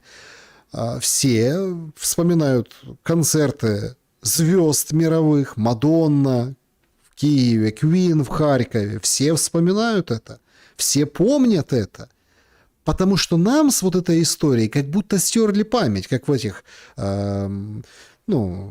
с Фредди Мерфи, вот этот сериал «Люди в черном», вот это такой клац, клац, и все. А люди начинают немножко соображалку включать и помнить, что, а как было. И в Европу как-то тоже шли, и побогаче были, и мир был. Конечно, ностальгируют. А вот этих, которые, конечно, прятались, закрывали соцсети, что если кто-то выехал, а сейчас они смотрят, что люди, несмотря на это все, как бы ездят, путешествуют, мотаются. Командировка у них. В Торонто. И сердце разрывается, как много украинских детей не вернется. Конечно. Фоточки прикольные выкладывают. Курортики всякие, люди захотели все нормальной жизни, поэтому не кэнселят, а следят за всяким там Потапом в Барселоне, как они песни поют, за вот этими в Польше кто, потому что, сколько можно жить вот в этой войне? Люди мира хотят. Опять хочется увидеть вот эти новости, которые я в детстве вот и раньше считала дебилячими. В Беларуси, был такой канал, что-то там X или что-то такое, и там рассказывали про какие-то новости. И я очень часто помню, были новости про то, как, я не знаю, какая-то лиса пробралась кому-то в двор, сожрала там все яйца, и вся деревня ищет эту лису. Я раньше думала, боже, какой дебилизм, почему вообще, какого хера это показывают по новостям? Неужели нет нормальных новостей? А сейчас я, сука, хочу, чтобы мне показали эту ебаную лису! Покажите мне по новостям, пожалуйста. По коробке вот этой телевизионной, что какая-то лиса у кого-то курей всех перегрызла. Покажите мне, как спасли кота какого-то из колодца в Киевской области. Я не знаю, вот какую-то такую новость. Я уже заебалась от этой кровищи, я уже заебалась от этого всего. Это просто ужас. И у меня реально есть искреннее желание вернуться в то время, когда твоя проблема единственная была, это... Блин, не купила билет на концерт! Сука, как жаль! Сейчас у тебя проблемы покрупнее. Угу. И покажите мне опять по телеку, как какая-то, не знаю, лиса кого-то съела. И это будет самая шокирующая новость за год. А вы что думаете? Вот напишите в комментариях. Ведь это тоже правда. А ведь это тоже так и есть. Хочется про какую-то лису. Хочется про какую-то, не знаю, там, какую-нибудь там ноу-хау. И, в принципе, эти же новости есть. В Беларуси есть. В других странах. Она белорусская, потом Беларусь вспоминает. В других странах. Что вообще происходит в Словении? В Словении там же тоже что-то происходит. А у них там вот такие общества. Это я, например, взял в Словении. Хочется уже побыть какой-нибудь Словенией, не потужной, не защищающей Европу, не вот это вот противостоящей вселенскому злу. Хочется, чтобы лиса какая-то пришла, курей погрызла. А помните вот эти чупакабры всякие? Про чупакабру хочется поспорить в шуме в комментариях. То есть она тоже уже, она поняла, до нее дошло, она прозрела, что с нами со всеми сделали. Потому что одно дело война, как имеется в виду фронт, военные, а другое дело вот эта пропаганда с вот этими ведучими 24 канала и Фейгинами, с вот этой всей историей. Хочется что-то, чтобы произошло плюс-минус нормальное, адекватное. Хочется пообсуждать кого-то. Какие-то, не знаю, там, кто где поехал из звезд, какие там наряды, какие конкретные вещи. Не как сделать из водосточной трубы и свечечек вот этих маленьких какой-то обогреватель, а вот что-то другое. Хочется уже, чтобы, перестали летать вот эти дроны. А у нас что? Если прорыв, это, конечно, дроновый какой-то прорыв. Мы же дроны-перехватчики, дроны такие, дроны сякие. Вот, пожалуйста, новость, да? Не для этой белоруски, а вот та, которая сейчас.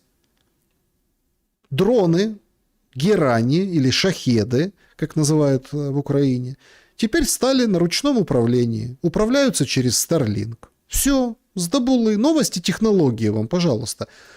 Уничтожение конкретно уничтожение с вертолета там Ми-24, кажется. Да, Ми-24. Вот он уничтожен, вот он горит. Вот, пожалуйста. Вот вам новость. Или, например, чем не новость? Позавчера во время обстрела ударили по Рошену. Представляете? Конфетная фабрика. Причем сообщили, что там дроны собирали. Причем мы не знаем, собирали или не собирали. Масштабы этого удара, так себе. Если собирали, то вряд ли на верхнем этаже, правда? Но тем не менее, вот такая новость. Все, прямой эфир, срочно в номер, включение, вот обломки. Какие тебе нужны новости? Или, например, в Харькове. Прилет в Харькове. Это вот сегодняшнее видео. Да, она, по-моему, в дом летит. Она в дом летит. Вот вам. Вот такие сейчас новости. Причем и в Белгороде тоже. И там атаки за атакой тоже показывают видео. Тоже такой же ужас. Да? А ты в этих новостях что можешь, какую дополнительную информацию подчеркнуть? Например, а что не сбивают?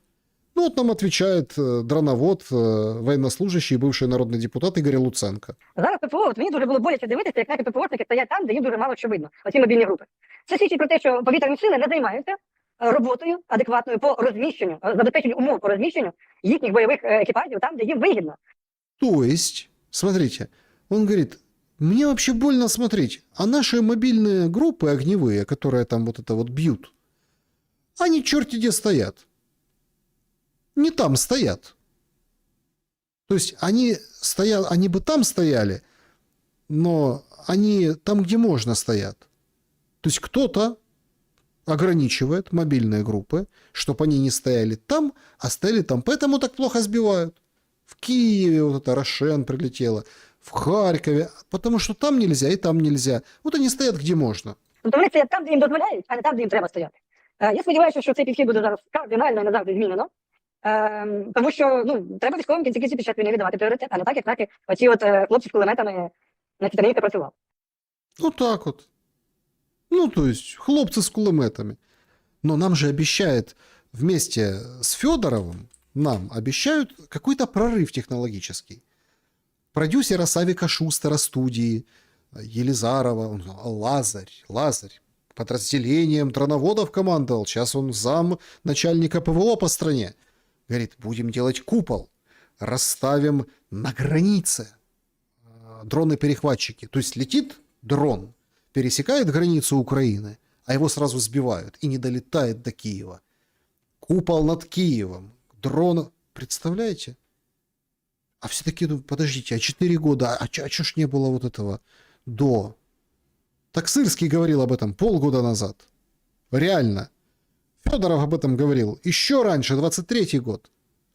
А сейчас, конечно, взялись. Вот сейчас самое время. Взялись. Ну, у Федорова новая должность. Он сегодня представил, он там поменял замов. Кроме Стерненко, который у него советник по дронам, он представил еще и, собственно, военнослужащего Сергея Бескрестного. Это Флэш, позывной, который специалист по радиоборьбе. Значит, говорит, Сергей Флэш мой советник по технологическим направлениям обороны. Он один из самых сильных практических экспертов в области дронов, РЭП, анализа решений противника. С начала полномасштабного вторжения Флэш работает непосредственно на фронте, проводит обучение для военных в самых горячих точках. Экспертиза Флэша — это системы, радиоразведка, РЭП, разведка. Именно он первым рассказал о использовании FPV-дронов с машинным зрением, реактивных шахедах. От него они узнали о них. Сейчас его основной фокус — это системное решение против ударных и разведывательных дронов. Нужно уменьшить эффективность вражеских атак. Значит, параллельно Флэш будет работать и над другими технологическими направлениями. Работа с трофейной техникой противника, анализ, логистика, выявление решений противника, опыт, экспертная оценка. Потому что война сегодня — это математика, технологии, скорость управленческих решений. Мы должны не просто реагировать, а быть, в общем, строителями системы, которая постоянно обучается, становится сильнее. Именно для этого мы усиливаем команду новыми лидерами, движемся вперед, быстро, работаем на результат. Короче, быстро. Сейчас новая тема — скорость.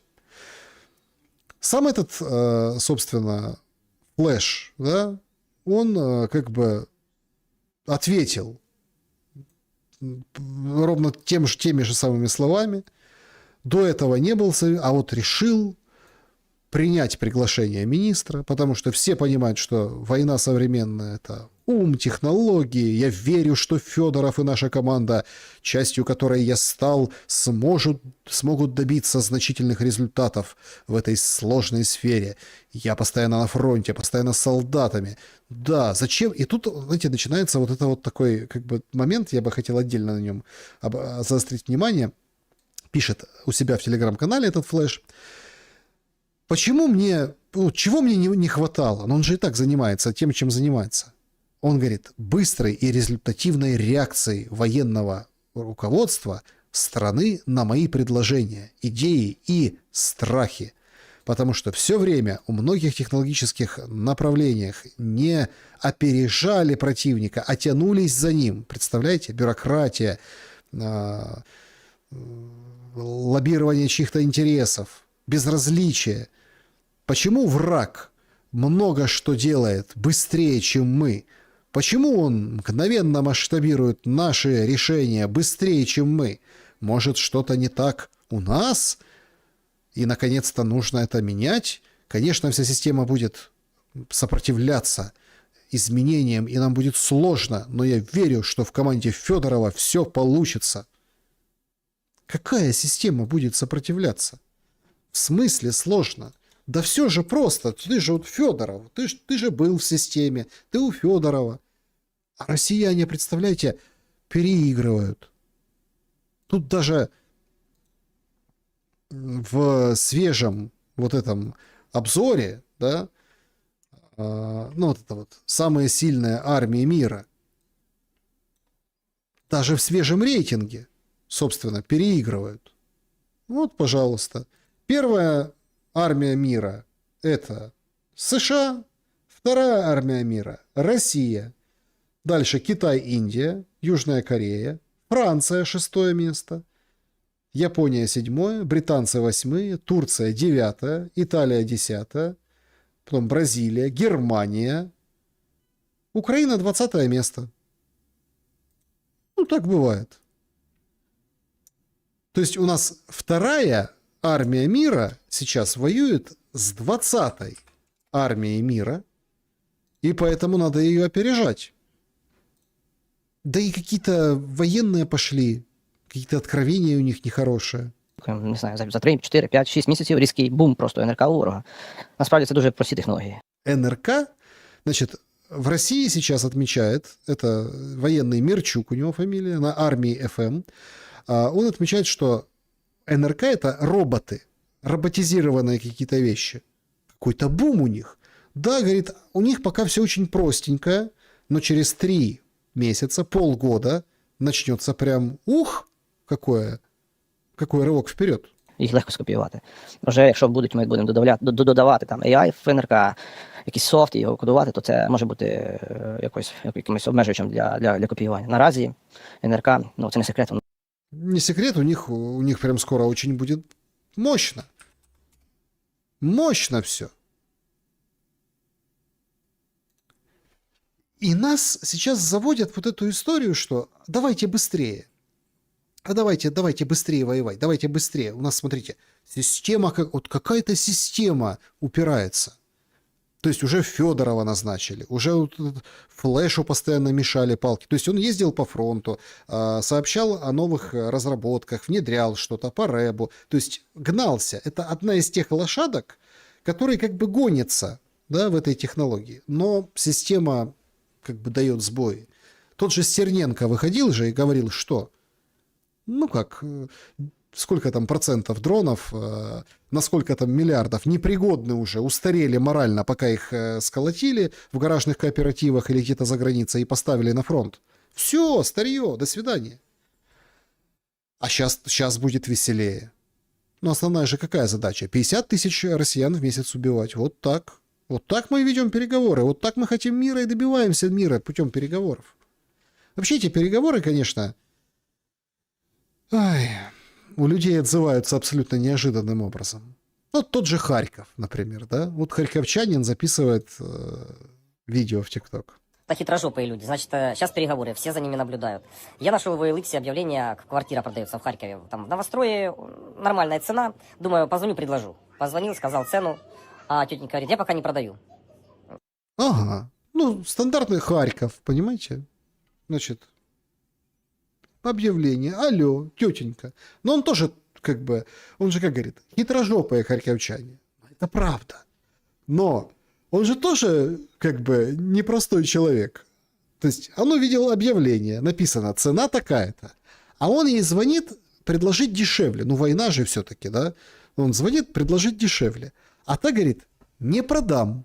Я говорю, в каком плане? Ну, то, что я говорю, цену такую сказал. Она говорит, не-не, вообще не продаю. И за то, что в объявлении стоит цена, тоже сейчас пока не продаю. Я говорю, а в чем проблема? Ну, может, вы не в Харькове, там, нету доверенности там от мужа там, или от кого сейчас, чтобы продать квартиру, надо, 150 доверенностей от жены, какого вообще? Это вообще надо? Ну, надо. Ладно, я от темы отклонился. Она говорит, ну, сейчас вот переговоры, если, говорит, не подпишут переговор, тогда, говорит, забирай ее. Ну, по той цене даже, что ты предлагаешь. А я говорю, а если подпишут? Она говорит, не, если подпишут, скорее всего, что я ее подниму в цене. Спасибо, тетенька, вам большое за информацию. Короче, хитрожопость с наших людей не выкинешь. Так и есть. Как это? Почему петрушка подорожала? Так курс доллара же. Ну так квартира. Стоит объявление, цена, звонит, предлагает дешевле. Ну, имеет право, торгуется в Харькове. Тот, который лупят постоянно, без света, который сидит. Он говорит, сейчас вот, если подпишут, буду поднимать цену.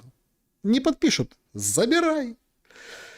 То есть вот так это все работает. Вот он влияет. Все следят за рынками, там, биткоины, S&P какие-то. Вот он рынок в Харькове. В фронтовом городе Харькове, страдающем Харькове. И вот они наши люди. А вот к теме ностальгии. Ровно 4 года назад. Ровно 4 года назад. Громадяни України. Тільки що закінчилось засідання Ради національної безпеки та оборони України. Підсумком саме цього засідання є негучні рішення для медійного простору. а дуже важливі висновки для нашого суспільства і українських громадян. То есть, смотрите, он же, помните, 4 года назад, это вот перед самой войной, он проводил ставку и говорил, не громкие какие-то для медиа я буду говорить вещи, не а вот именно, да, вот, но очень действенные, вот поверьте мне, мы что-то такое вот там решили на этих ставках, что прям, январь месяц, 24 число. Вони звучать просто. Все під контролем, причин для паніки немає. Все под контролем. Причин для паники нет. А что там переговоры? Сейчас как закончатся, да? Посмотрим, что по цене. Может, подниму, может, подешевле отдам. Забирай квартиру. Он научил вот этому. Причин у него не было для паники. Он проводил ставку. Все хорошо, мы решили, какие-то решения приняли. Много сейчас, вот как будет приближаться годовщина, люди начнут вспоминать. А сейчас какие посылы? Тоже нет причин для паники в Украине, замерзающем Киеве. Вот нардеп от Батьківщини, спеціаліст по ЖКХ Кучеренко. Єдине, про електрику ми не ліземо, там, де наслідки атак, це дійсно таємниця, ми поговоримо про це. Я єдине хочу дуже, благаю, як киянин, да? Не як міністр колишній, не як депутат, от як киянин. Я дуже прошу, поставте питання. Проведіть, будь ласка, незалежний, повний, не просто фінансовий, а фінансово-господарської діяльності аудит 10 ваших керуючих компаній. Значит, управляющие компании, попросту, или там как раньше, да, вот ЖЭКи, значит, в Киеве там 10 ЖЭКов, проведите аудит по ЖЭКам. Вот сейчас же самое время аудит проводить по ЖЭКам. Сейчас же в Киеве, видите, ну, смотрите, Зеленский как говорит, я буду с народом в тяжелое время. Раз и умотал. И вообще не нарисуешь.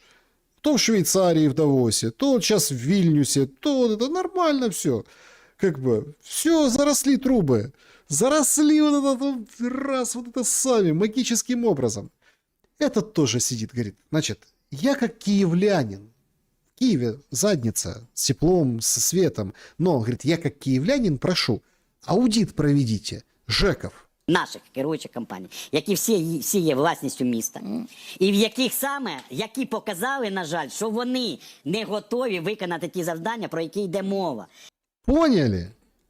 Они не готовы выполнить задание, про которое там идет речь. ЖЭКи виноваты. ЖЭКи не готовы. А что не готовы ЖЭКи? А что они там не выполнили? Бо там, я вам відкрию, от за моєю інформацією, в середньому кожна компанія керуюча має приблизно 40 підсніжників. 40 подснежников в каждой управляющей компании. Короче, я так просто, я упрощенно называю ЖЭКи. В каждом ЖЭКе по 40 подснежников. Знаєте, що таке підсніжники, колеги? Ну, этот знает, ведущий. Этот кивнул, эксперт на связи знает. Подснежники в ЖЕКі. За радянських часів це знали дуже добре. Це коли в організації працює, ну, умовно, на посаді, хтось працює, його ніхто не бачить, але зарплату він отримує. І бронювання 50%. Да. От за моєю, це класична схема для київських комунальників вже років 15. Вони там гроші через оцих немов би двірників, вони оформляють на посади слюсарів, електриків, двірників, підсніжників, отримують заробітну платню. Це можна порахувати швидко, скільки, 40, ну це 10 тисяч доларів на місяць компанії. Розумієте? Перевірте це, але там ще багато чого перевіряти. І повірте мені, у нас, у всіх киян розплющаться очі. Глаза откроются. Подснежники. Представляете? А вы-то думаете, подснежников куча. То есть у нас на кладбище подснежники, ну там вырвали этот подснежник Петрова, да? При ЖЭКах подснежники, типа он там какой-то слесарь оформился, зарплатку как бы скидывает, ну а сам бронь имеет. Денежку занес, взял. Нормальная тема. А ты кто? Коммунальщик. Свободно ходит по стране, ездит, перемещается, ну, с бронью. Я коммунальщик. Подснежники виноваты, что проблема. Проблема в Киеве. И советы там такие. Прошлый же удар по Киеву, он же, нам как говорят, он для того, чтобы отрезать Киев от Ровенской атомной, ну, то есть это одни говорят 60, другие говорят 80% света, который доходит вообще до столицы. Получается, что Киев полностью отрезают. Прошлая атака это подтвердила. Давайте оптимістичний прогноз. Для Києва 2 наступних тижня буде достатньо важким. Значит, две следующих недели для Киева будут особенно тяжелые. Ну, насколько тяжелые, можно видеть по внешнему виду ведущего Джеджулы. Он сразу, ну, на лице все написано, по прическе тоже можно понять. Є суттєві руйнування, є суттєві пошкодження певних об'єктів і на території міста Києва. Ну, це вже не секрет нікому ТЕЦ-5, ТЕЦ-6. У нас вже і фото шилось в соціальних мережах, в телеграм-каналах. Напрямки, жаль, ці великі, не знаю, як їх правильно назвати, елементи, скажімо так, металеві, які летіли, які називалися циркон, вони летіли на підстанцію, там, де загинув пан Олексій Брехт, один з керівників Укренерго. То есть, смотрите, это он рассказывает очень интересную историю. Значит, один из руководителей Укрэнерго, Брехт, он умер, погиб. Как погиб? Залез в подстанцию. Ну, я так понимаю, что не просто руководитель Укрэнерго полез в подстанцию, да? Он там что-то делал в этой подстанции. Его убило током. Током убило. То есть об уровне, если так, и вот целого там главу Укрэнерго, да, там одного из руководителей убило током. В подстанции. Что за подстанция? Подстанция как раз таки, которая принимает вот эту электроэнергию от Ровенской атомной, и туда летел циркон. Но он же как этот эксперт? Он же не может сказать, что там сбили, ну, конечно, сбили, все же сбили в Украине, да, цирконы, да, вообще щелкаем как семечки эти цирконы. Короче, туда летел циркон, куда-то туда, в эту подстанцию, и там погиб вот этот руководитель. Вы понимаете, до какой ручки дошла вот эта система, что сам руководитель Укрэнерго полез в подстанцию, да не просто полез, или там что-то по неосторожности, а там, значит, что-то делал, крутил своими руками. Нещодавно то це все летіло на підстанцію Київська 750, яка з'єднує Рівненську атомну станцію з містом Києва і фактично забезпечує 80% постачання електричної енергії для міста Києва. Тому треба мати дійсно певний запас води, продуктів харчування, якийсь там буханець хліба з собою мати. То есть он дает советы. Смотрите, была попытка отрезать Киев полностью от генерации, поэтому вы должны всегда с собой носить сухарь какой-то, хлеб с собой, чтобы был, водичка какая-то, запас делайте, потому что, в общем, готовьтесь. В ближайшие 2 недели будет задница. На роботу беріть канапки, то також може бути. Канапки. Короче, бутерброды берите на работу. Ви можете затриматися в метрополітені, бачимо, сьогодні метрополітен працює нерегулярно. Тому 2 тижні будемо мати достатньо важкий стан в локальній енергосистемі міста Києва через те, що ворог намагається максимально застигнути місто Київ. Вот. Это нам как бы специалисты говорят. Бери с собой, там, если в метро передвигаешься, бери с собой еды, судочки, какие-то бутерброды, потому что неизвестно, когда ты вернешься домой, если ты ездишь там на работу куда-то, если что-то еще. 2 недели будет плохо. Но это как бы вот специалист так говорит. А другие говорят, да, господи, сейчас он потеплеет.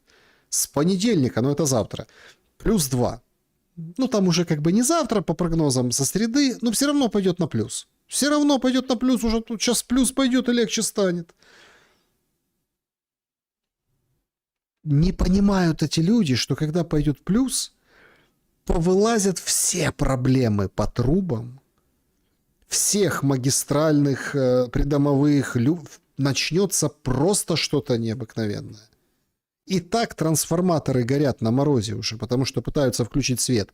И так горячую воду пытаются подавать, она льется по подъезду горячая. Потому что, когда пойдет плюс, повылазят все остальные проблемы. А в ЖЭКах подснежники. Блатные, ради брони устроенные. Но по штатному расписанию есть.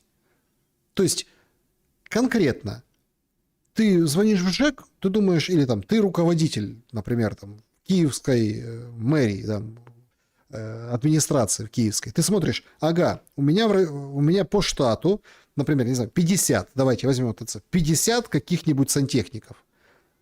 А по факту их 5 или там 10. А все остальные подснежники. Поэтому как раз-таки с потеплением начнется самая жесть. И это все минимум 2 недели. А дальше повылазят следующие проблемы. А если еще одна волна морозов? Потому что февраль, лютый по-украински, а март тоже и снег может засыпать, и мороз. Мы помним, ну, те, кто помнит, да, потому что нас же все как бы забыли, все запретили. Вот Радио Свобода пришла к киевлянке, а у нее дома 1 градус. 1 градус, от термометр. От. Не хочу вам показувати, скільки на мені цих жилеток. Як капуста і шапочку. Шапочка – це святое, щоб спати в теплій квартирці. Шапочка. Если раньше шапочка из фольги, если раньше вот... А сейчас вот шапочка обязательно, это святое. Шапочка.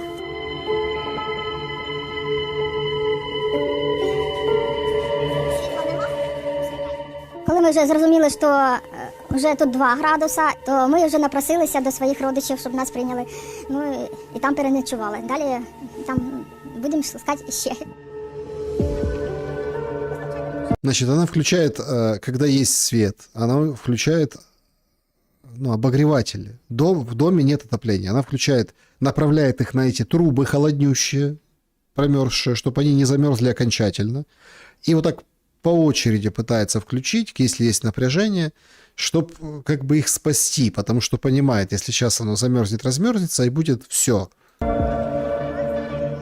Там і там подушки, вікна закриті на зимове закручення, все одно холод. А з цієї кімнати там закрили плівкою, не допомагає. Тьфу-тьфу-тьфу, маємо масу таблеток, приймаємо для профілактики, щоб не захворіти.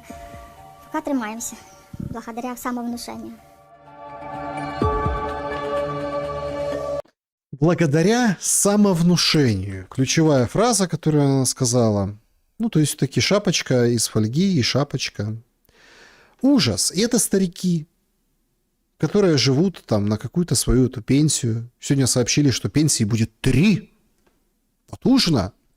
Ну, то есть, классическая пенсия по возрасту плюс соцстрах, потом профессиональная пенсия и накопительная. Ну, типа, ты можешь там что-то скидывать, сколько считаешь нужным за все годы. 3 пенсии реформу готовят. Ну, вот она на свою пенсию, что она смогла, что она может? Оплатить коммуналку, да, за этот свет. А также весело, говорят, смотрите, шутят же всякие там юмористы. Зато коммуналка будет меньше света, сколько нет. Она трубы спасает. Не себя, а трубы. Потому что денег поменять трубы нет. Людей, которые поменяют ей, тоже нет. Это катастрофа. Сегодня спор даже вышел в больших пабликах украинских, киевских в том числе. А что это вообще за на Троещине за история? Короче, выставили палатки, большие такие. И некоторые написали, что чтобы люди, у них нет отопления, чтобы они могли туда спускаться и ночевать. Там генератор возле каждой палатки. Все красиво сделано. Но оказалось, что это не ночевать. Это просто, чтобы люди могли зайти, погреться, выпить чаю. И вообще это движение, почему так все масштабно и красиво показали, осветили. Клименко пиарился, министр внутренних дел. Это МЧСники выставились, развернули, и тут, и тут, и тут, мол, смотрите. И говорят, не-не-не, ночевать нет. Ночевать, если что, не пустят. Ночевать не надо. А вот зайти погреться, чаю попить, это вот для этих целей. Поэтому, мол, не сейте панику, все нормально. Но это Троещина. Это Троещина, это все уже видно. Уже вот такие палатки надувные, с обогревателями внутри, с генераторами, спасают вот этих людей, которые живут в этих человейниках, муравейниках и огромных многоэтажках. Потому что и в туалет сходить проблема. Не выйдет. Вот то, что ты сходил, не уйдет. Потужної роботи, дуже потужних традицій. В нас дуже потужну участь. Потужна – це дуже потужний фактор. Наша така потужна, у нас дуже потужна команда. Він сьогодні дасть. Потужно. Все очень потужно. И у киевлян спрашивают, а как у вас вообще дела? Яка у вас ситуація з теплопостачанням вдома? Немає вже 2 неділі в нашому будинку, немає наразі в Острозьких. І зараз 8 градусів вдома, немає опалення. Єлі-єлі тепленькі батареї. Немає вже десь близько місяця. Немає опалення взагалі. Весь дом звертається в ЖЕК, ніяких дій немає. Конечно нет, там подснежники в ЖЭКе. Дом обращается в ЖЭК. А что они могут сделать? Ты что, один такой дом? Куча ж домов у ЖЭКа. Вчора поновили. Я живу в гуртожитку, світло є. І тепло є. Ну, у нас в квартирі 5 градусів тепла. Десь 18, тобто більш-менш 16-18. Напевно, градусів 16. Зараз гарячої води немає. І на верхніх поверхах, кажуть, взагалі води немає. Слава Богу, вода холодна є у нас. Сьогодні тільки поновлюють гаряче водопостачання. Ну, гарячої води немає. У них труби прорвало, так? Да, у сусідніх гуртожитках знаю, що так. Труби проривало, але там якось їх встигли полагодити. Вот как-то так. Вот такая ситуация. Но тут очень интересно, как вообще подают эту ситуацию. Ну, вот смотрите, ну, то людей же спросили, у кого и нормально 16-18 градусов. Это ж не та бабка, у которой там один. То есть, ничего, жить можно. И горячую воду дают потихоньку, работают, все хорошо. Ну, нет света, ну, нет воды. Ну, согреются в танцах. В танцах! Киевляне танцуют. Репортаж Reuters. We have more electricity at night than during the day. Ну, 24 число. Пожалуйста, вчерашний. Дискотека, вышли, фонарики на лбы нацепили. Потужно! Вот киевляне как. Sitting in an apartment and being sad is not for us. Сосиски жалят нам. Вообще замечательно все. А вы думаете? Нас не победить, говорят нам. Показывают, как вообще все веселятся, как все хорошо. Более того, и даже животных могут согреть в Киеве. Репортаж из киевского зоопарка.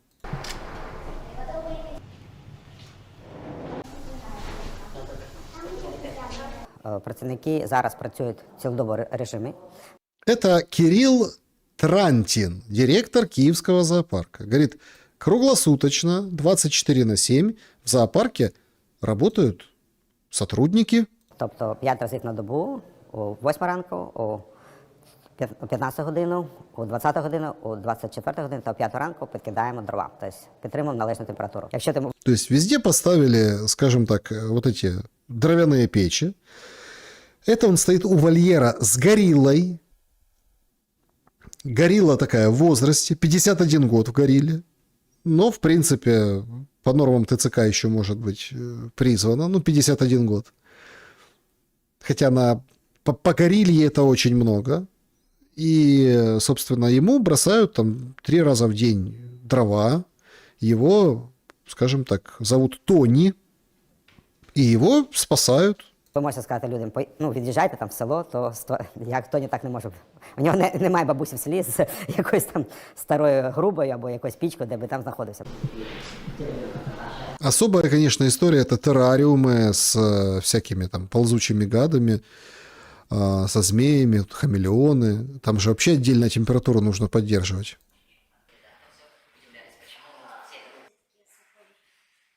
Якщо навіть вимикається геть усе, у нас є запаси води для того, щоб напувати слона, бо слон споживає близько 150 літрів води за добу. 150 литров воды нужно слону в сутки. И они пытаются набрать эту воду, запастись на пару дней, чтобы было для слона, для гориллы, еще для кого-то. Ми постійно наповнюємо ємності на випадок, якщо 3 доби ми в автономному режимі можемо протриматись. Ну вот печи, генераторы. Некоторые животные как бы еще плюс-минус могут совладать. Это Киевский зоопарк, вот там в центре. Метро Политехнический институт. Ну, такой достопримечательность Киева. И вот эти животные, как-то их пытаются содержать в этих нечеловеческих условиях. Понятно, что если человеку можно выехать, сказать, то есть животных ты никуда не повезешь. Животные там должны быть и находиться. А вообще все друг о друге заботятся. Заботятся и пиарятся. Вот, например, 3-я она же штурмовая, раньше, сейчас корпус 3. Короче, они сейчас называют просто тебя тройка. Тройка. Тоже, ну, дискотеку не крутят, как вот в материале Рейтерс, но тоже выходят, так сказать, помогать киевлянам. Вот, вышли, смотрите, все там в ветеранском, говорят, мы тут помогаем, есть чай, там что перекусить, тяжелые времена, тут на протезе этот вояка с собаками приходят, бочки, огонь. Они говорят, вот, пожалуйста, вот можем поддержать. Это все под очень патриотическую музыку, все очень плаксиво, что спасали вас, мол, на передовой, сейчас будем вас спасать и здесь, обнимашки. Все, видите как. Вообще все нормально живется. И военные помогают. Все радуются, все плачут. Спасибо, хлопцы. Вот вы в тылу, но тем не менее. Ну, эту историю максимально раскручивают под пиар. Вот, например, еще есть тут такое мероприятие. Это что-то с чем-то. Конференция в Киеве будет правых. Теория, идеология, стратегия и тактика. Значит, 7 февраля в 12 часов. Адрес есть. Киев. Крепостной тупик 4. Доступ всех слушателей свободных. То есть там, я так понимаю, это они все написали, это все можно в одном месте. То есть, да, это специально для для россиян, наверное, объявление сделали. Потому что там и Корчинский, и вот Ильенко, и этот Коротич, и Карась, и азовцы вот эти, Кратевичи, и Сережа Иванов, представляете, под бронью, который тоже правый, тоже там. Ну, то, что это, конечно, крепостной тупик, тут лучше и не придумаешь на самом деле. Лучше и не придумаешь. Потому что пока тут одни ветераны говорят, что они самые лучшие ветераны в мире, других тащат, как скотину.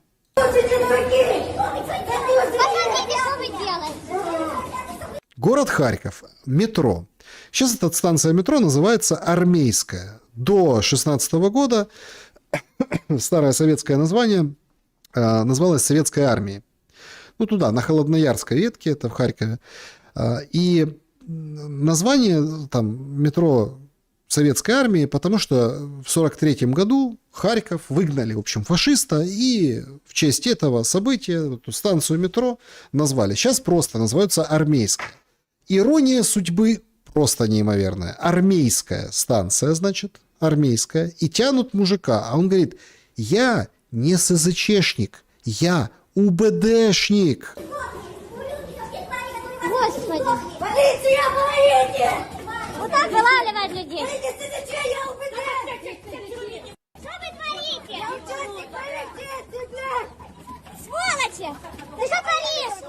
Ну, там есть отдельное видео. Этот вот мужик сейчас сцепился, как бы догоняя. Он тоже снимает на телефон, и тут прям он выбил телефон, тут с ним, в общем, сцепился в драку. Нападай на человека! Вы что творите? Вы что творите? Отойди! Забери Костю!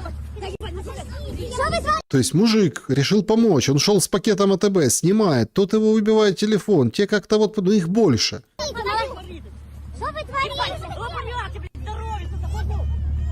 такие козлы! Ребенок орет рядом, плачут женщины, мужики, те засунули, пытаются открыть двери. Куда ты едешь? Ты что творишь?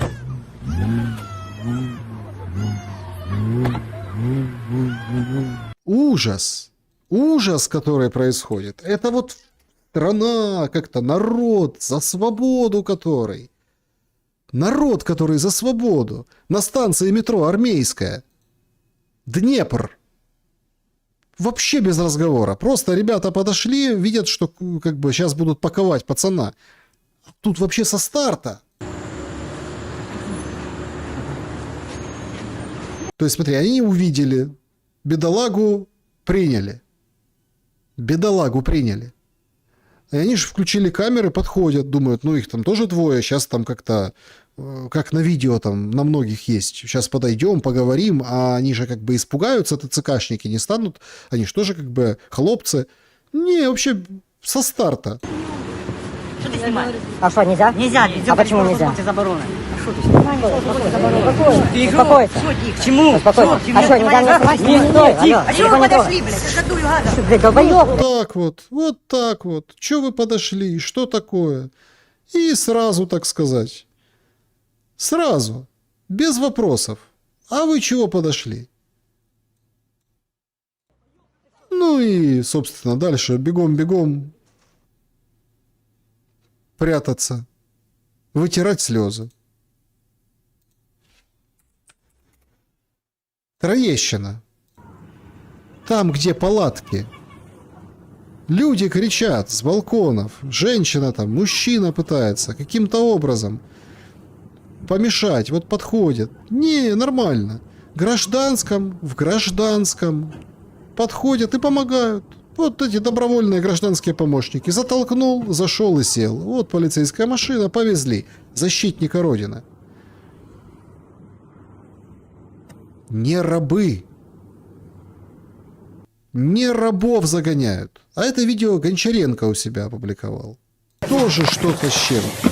Просто какое-то одище.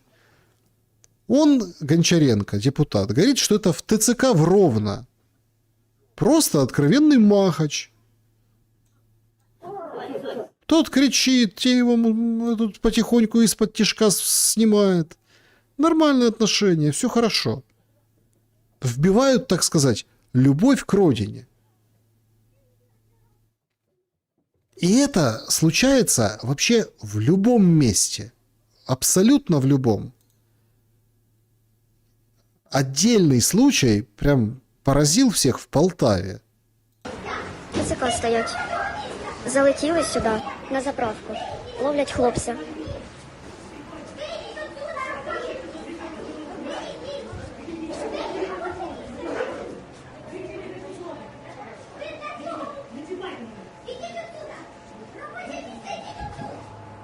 То есть женщина кричит, идите отсюда, тот закрылся в туалете, не дается. Говорит, не-не-не, ну то есть не дамся, не сдамся, сидит в туалете. Ну его оттуда достали.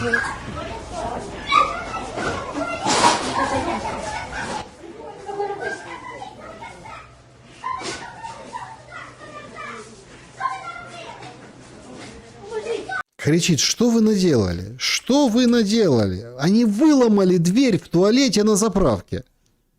Выломали дверь и достали его оттуда. В Полтаве. И засунули в бус.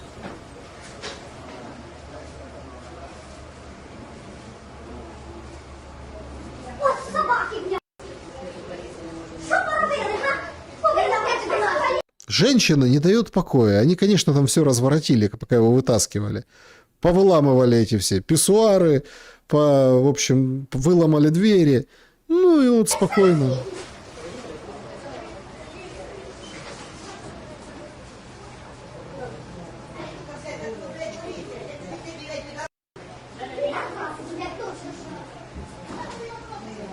Народ очень негодует.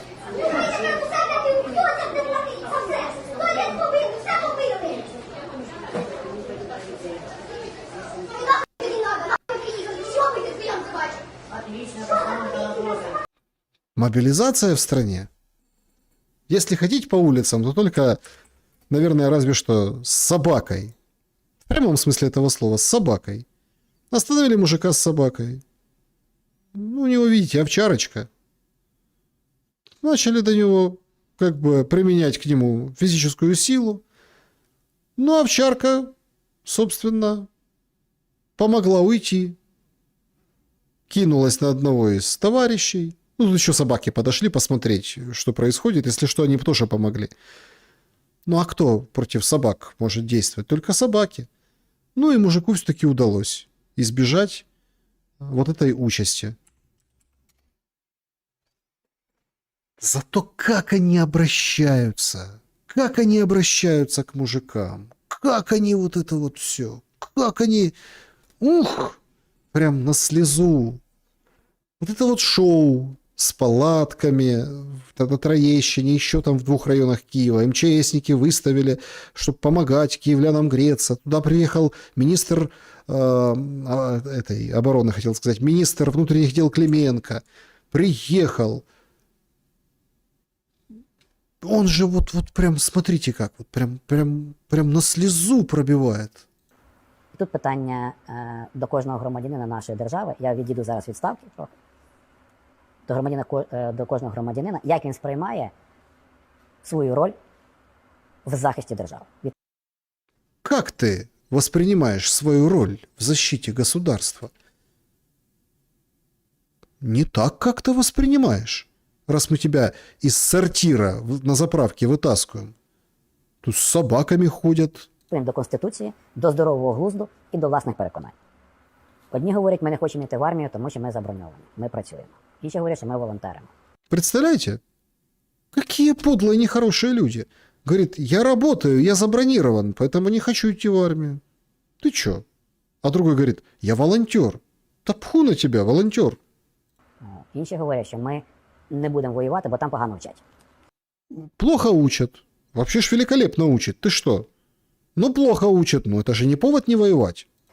Ми не хочемо бути там жертвами цієї війни. Не хотят люди умирать. Жертвами не хотят быть. Так може українцям треба вже сказати, коли ми топчемось кожного дня на мобілізаційних процесах, на сьогодні треба сказати. Ну скажи уже, наконец-то, украинцам. Наконец-то скажи. Не хватало твоей ментовской премудрости. Що завтра може не буде де жити.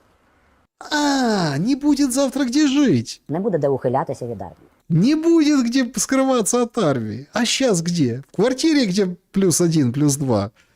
Ну, в некоторых плюс 16. Не буде державності, якщо ми програємо цю війну. Вот так вот. Не будет государственности, если мы проиграем эту войну. А? Какой посыл? Какой... Вот потужно же. Потужно. Государственности не будет. Ну, многие сделали свой выбор. Многие сделали свой выбор, и сейчас так интересно. Право, все-таки это белорусское, все сейчас смотрят. Есть такой Данила Авгусишин. Я его показывал когда-то в шуме, давненько. Он в 22 году он уехал в Японию.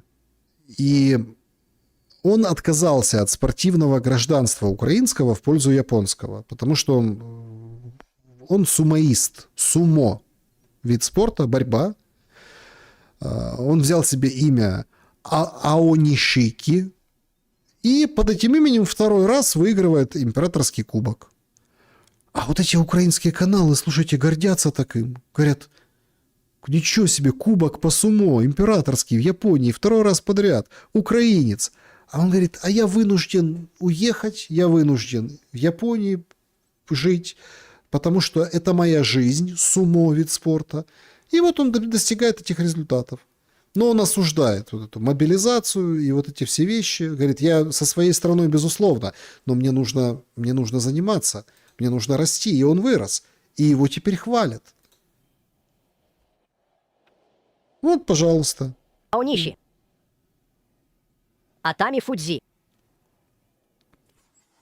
Если что, Иониши справа, в чорних трусах. Важко. Атамі Фудзі має шанс відштовхнути його, але Аоніші блокує його. Аоніші йде вперед. Атамі Фудзі штовхає, але занадто високо. Він тягне, відступає назад. Він готує захват для кидка і намагається кинути Одзекі то в один бік, то в інший, потім вилітає. Аоніші перемагає. Юрій Кірі, єдиний лідер Аоніші, 10-2. Вот он, украинский Данила Явгусишин, Аонишики. Смылся в 22-м, потому что сказал, ребята, меняю спортивное гражданство, не могу, сумо это моя жизнь, но его же никто не хейтит, он же, смотрите, им все гордятся. Представляете, какой он молодец? А те, кто выбрал свой путь, например, и уехал в Россию, мы тоже говорили в каких-то из шумов, те предатели, те нехорошие люди, тех стипендий лишить. А этот же чемпион. На повторе еще, смотрите как. Вот так вот и вот. Вот так вот прям. Уткнулся в грудь сопернику. И победил. Я спрашиваю, де перемога? Де перемога? Вот она, перемога. В Японии. Человека, который плюнул и уехал. И сказал, ребята, думайте, что хотите. Для меня это вот важнее, чем ваше вот это вот все. А вот это вот все надо заканчивать. Без вот этого пафоса. Так, что у нас тут по новостям? Значит, США уже попрощались со своими семьями. Ну, это тут бравада иранская, да, Азизи. О, Зеленский встретился с лидером белорусской оппозиции Тихановской. Вот это вот удар по лукашизму. А что не с Тихановским? Да елки-палки, с Тихановским надо было встретиться. С Тихановским. С Тихановской встретился. Вот это я понимаю. Так, ну понятно. Тут санитары ведут Трампа. Ну это так, это как бы новостной паблик. Кстати, рекомендую Only News World UA. Адекватный паблик. Убрали вот эту историю, там маленькие, большие буквы. Ну, он изначально был адекватный. Даже вот эти притязания, поэтому, в общем, мой рекомендацион. Ну там Купенск, что от него осталось? Ничего. Ну и Абрахама Линкольна отправили на Ближний Восток, и поэтому так вот, да, вот видите, с гробами американскими публикуют иранские политики. Ну, с Тихановской меня встреча порадовала, слушайте. Вот это, конечно, что-то. Встреча с Тихановской, ё-моё. А что ж там говорят, интересно? Наверное, ничего, наверное, под музыку, скорее всего.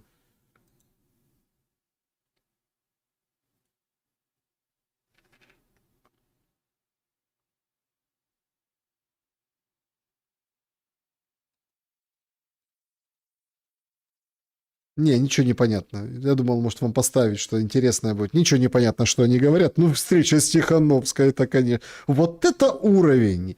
Слушайте. Слушайте, ну вот это прям вершина. С Тихановской встреча. Я все-таки против. Надо было с Тихановским. Но он на реабилитации у Океана недавно записывал видео Тихановский. Вот надо было встретиться все-таки с ним, а не с ней. То есть вы понимаете, это планомерная отработка. Такие мощные встречи. Во-первых, Литва. Слушайте, а может это день рождения все-таки повлиял? 48 лет? Может это, ну, не заставили, а может у него правда душа вот лежит туда, в ту сторону, к этим мощным лидерам. Литва, Тихановская. Вот это я понимаю уровень. Вот его уровень на самом деле. Как бы и судьба подсказывает, смотри, у меня день рождения. Ну вот, пожалуйста, Литва, мощная страна, и мощный лидер, такой же, в принципе, как и Зеленский в Украине, только у него реальная власть еще пока есть, но номинально, конечно, нет. Уже прошел срок. И вот Тихановская тоже как бы, ну, нормальный уровень. Вот это они мощно сейчас ударят по Беларуси, я вам хочу сказать. Мощно. Ну и о вершинах в самом конце. Американский альпинист взобрался на Тайване на высоченный небоскреб.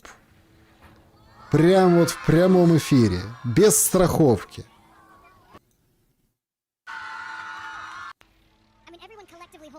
Это все транслировалось в прямом эфире. Прям вот видео непосредственно из окон, да. Без страховки, сам. Да, говорит, это crazy. Так и есть.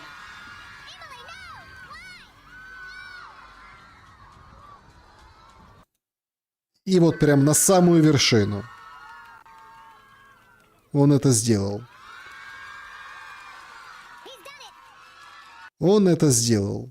Ужас, конечно. Ужас. Вот это я понимаю вершина. Почти как у Зеленского. Встретиться в свой день рождения с Тихановской. Так, отдаст Зеленский... Вот после встречи с Тихановской, интересно, отдаст ли Зеленский территории? Ой, как вы проголосовали. Значит, 6% да, под международный контроль. Ну, типа, вот эти нейтральные или какие-то еще миротворцы. 15% взамен на Европу членство и гарантии США отдаст. 36% без света, по-тихому все и отвоюют. Не будет что отдавать, вот так вот потихоньку, в общем, усугубляя ситуацию в тылу, давя на фронте, вот так вот и дойдут потихоньку. Но как бы отдать никто не отдаст, а типа отвоюют. Но понятно, что это можно еще и разыграть в темную, в прямом и переносном смысле, без света и без всех благ в тылу. Ну и 43% считают, что нет, отдаст, но уже не Зеленский. То есть его все-таки заменят и, скажем вот так. Так, друзья, значит, спасибо всем большое. Да, 2,5 часа мы с вами онлайн. По поводу вопросов заглянем в клуб зрителей Шелеста. Что вы здесь написали. Потом в колобок, куда мы катимся, с чатом пообщаемся в режиме Блиц. Так, Анна спрашивает. Александр, есть мысли, что будете делать после окончания конфликта? Согласились бы, допустим, возглавить телекомпанию, если предложат? Ой, господи. Ну, я бы подумал над этим вопросом. Но не знаю, согласился или нет, сейчас не могу сказать. Я бы подумал над этим вопросом, но спасибо за этот вопрос. Вообще, конечно, после войны... Я думаю, что после войны как раз-таки особенно, вот все говорят, допустим, Шелест, что там, ну, пишут же разные, да, разные пишут разные, говорят, Шелест, там, вот, ты, типа, вылез на войне, ты вот это, вот без войны вообще не будет, смотрите, самое интересное как раз-таки к обсуждению, к шуму, в котором мы с вами шумим, это будет после войны. Это будет еще более живой, политический, там, экспертный. Это будет вообще другая история. Вы заметили, вот я вам не просто так сегодня очень долго показывал Фейгина, например, да? Вы видите, как смотрится его анализ сейчас, да? После войны многие, вот очень многие пересмотрят. Вы их услышите по-другому. Это будут другие обстоятельства. Это вот как было... У многих жизнь разделилась до войны и после войны. И вот точно так же и вот эти там журналистика, интервью, блоги, эксперты, программы, они тоже будут другие. Абсолютно другие. И мне кажется, еще даже более иногда нужные, чем сейчас в тяжелое время, вот тогда еще более будет нужное. Поэтому я думаю, что вот информационная вот вообще история сопровождения нормального, надо гасить будет очень серьезно, очень серьезные волны и реваншизма, причем и в России, и в Украине, и ситуация бедственная у людей, нужно будет, воровства, сколько всего вылезет после войны. Сколько мы узнаем всего после войны. Поэтому я думаю, что будет что обсуждать, но это все нужно, с медицинским принципом не навреди. Александр, как вы считаете, Светлана пишет, большинство украинцев продолжают терпеть все тяготи, продолжающийся ужас. Почему? Где и в чем именно момент неприятия реальности? Или это просто неприятие самих себя? Мне кажется, что... Гораздо проще принимать самих себя, когда тебе рассказывают из каждого утюга о потужности, о силе, но это столкновение с реальностью. И вы правы в своем предположении непринятия себя. Очень тяжело принять себя, когда ты был еще вчера, ходил, и все смотрели на тебя как на Бога, потому что ты украинец, а сейчас на тебя смотрят как на проблему. Ну, в той же Европе, да, это проблема.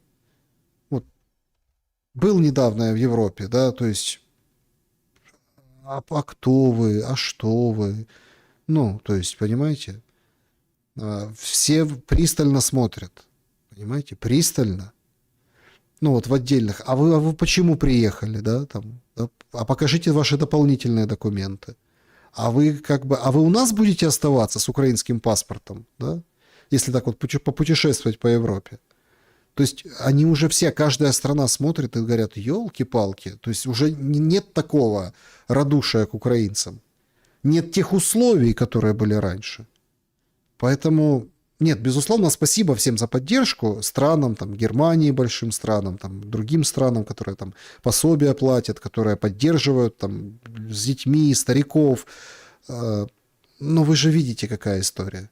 Сейчас вообще придумали, там, пенсионерам особенно, да, вот, большое спасибо за пенсионеров, которые сейчас вот не вот в этом всем, на этом мизерную пенсию, а там, что платят пособие. Старикам. Украина не может позаботиться о стариках. Хоть и европейцы хоть чуть-чуть помогают в этом отношении. Так они придумали теперь за границей пенсионеру пенсию не платить. Надо через ДИЮ верифицироваться, что ты жив, что ты это ты.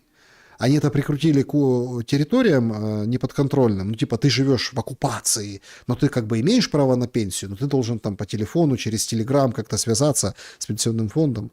То есть Украина, получается, усложняет, а принимающая европейская сторона, которая сейчас не так радушно принимает украинца, но она как бы, она наоборот что-то хотя бы делает. И поэтому у многих украинцев, которые за рубежом, у них поменялось впечатление, да, о том, что вообще происходит. Некоторые приняли решение вот сейчас в эту беду плюнуть и уехать.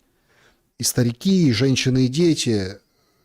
А их говорят, вот вы слабаки. Ребята, 4 года все это терпели, а вот сейчас, я много знаю таких случаев, а сейчас вот приняли решение вот ехать на пособие, чисто поле.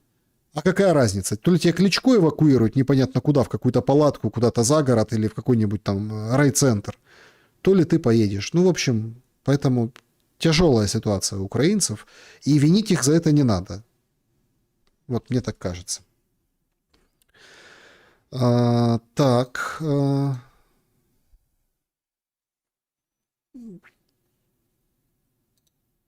Колобок, куда мы катимся? Саня, как можно смотреть шум, даже через VPN не проходит. Раньше через Англию проходило, сейчас ни хрена, блокируют гады. Видите, шум уже блокируют. Не знаю, откуда вы пишете. Ну, в Ютубе смотреть шум. VPN. Значит, надо поменять VPN или страну другую на VPN. Александр, добрый вечер. Сделайте выпуск, аналитику, статистику по проблему сложностью возврата. Я немного описал свое видение на канале из того, что в свободном доступе по поводу украинцев, которые проходят Шереметьево. Да, сложная ситуация, конечно, с Шереметьево у многих. Спасибо, что поднимаете эту тему. Возможно, в принципе, и нужно будет.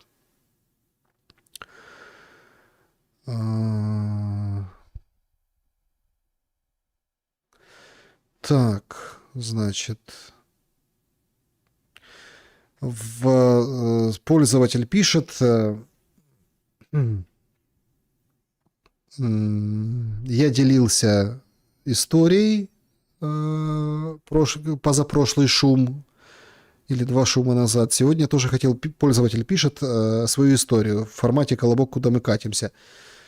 Сегодня 25 числа, один мой хороший друг, у которого 3 детей, который выехал в Европу, попал по работе в Кёльн, Германия, и очень хотел посмотреть на известный собор. Он прислал мне видео. Архитектура действительно ошеломляющая, но суть не в этом. Прогуливаясь возле собора, нашел на лавочке кошелек, в котором было 1000 евро наличными, банковские карточки, права, документы.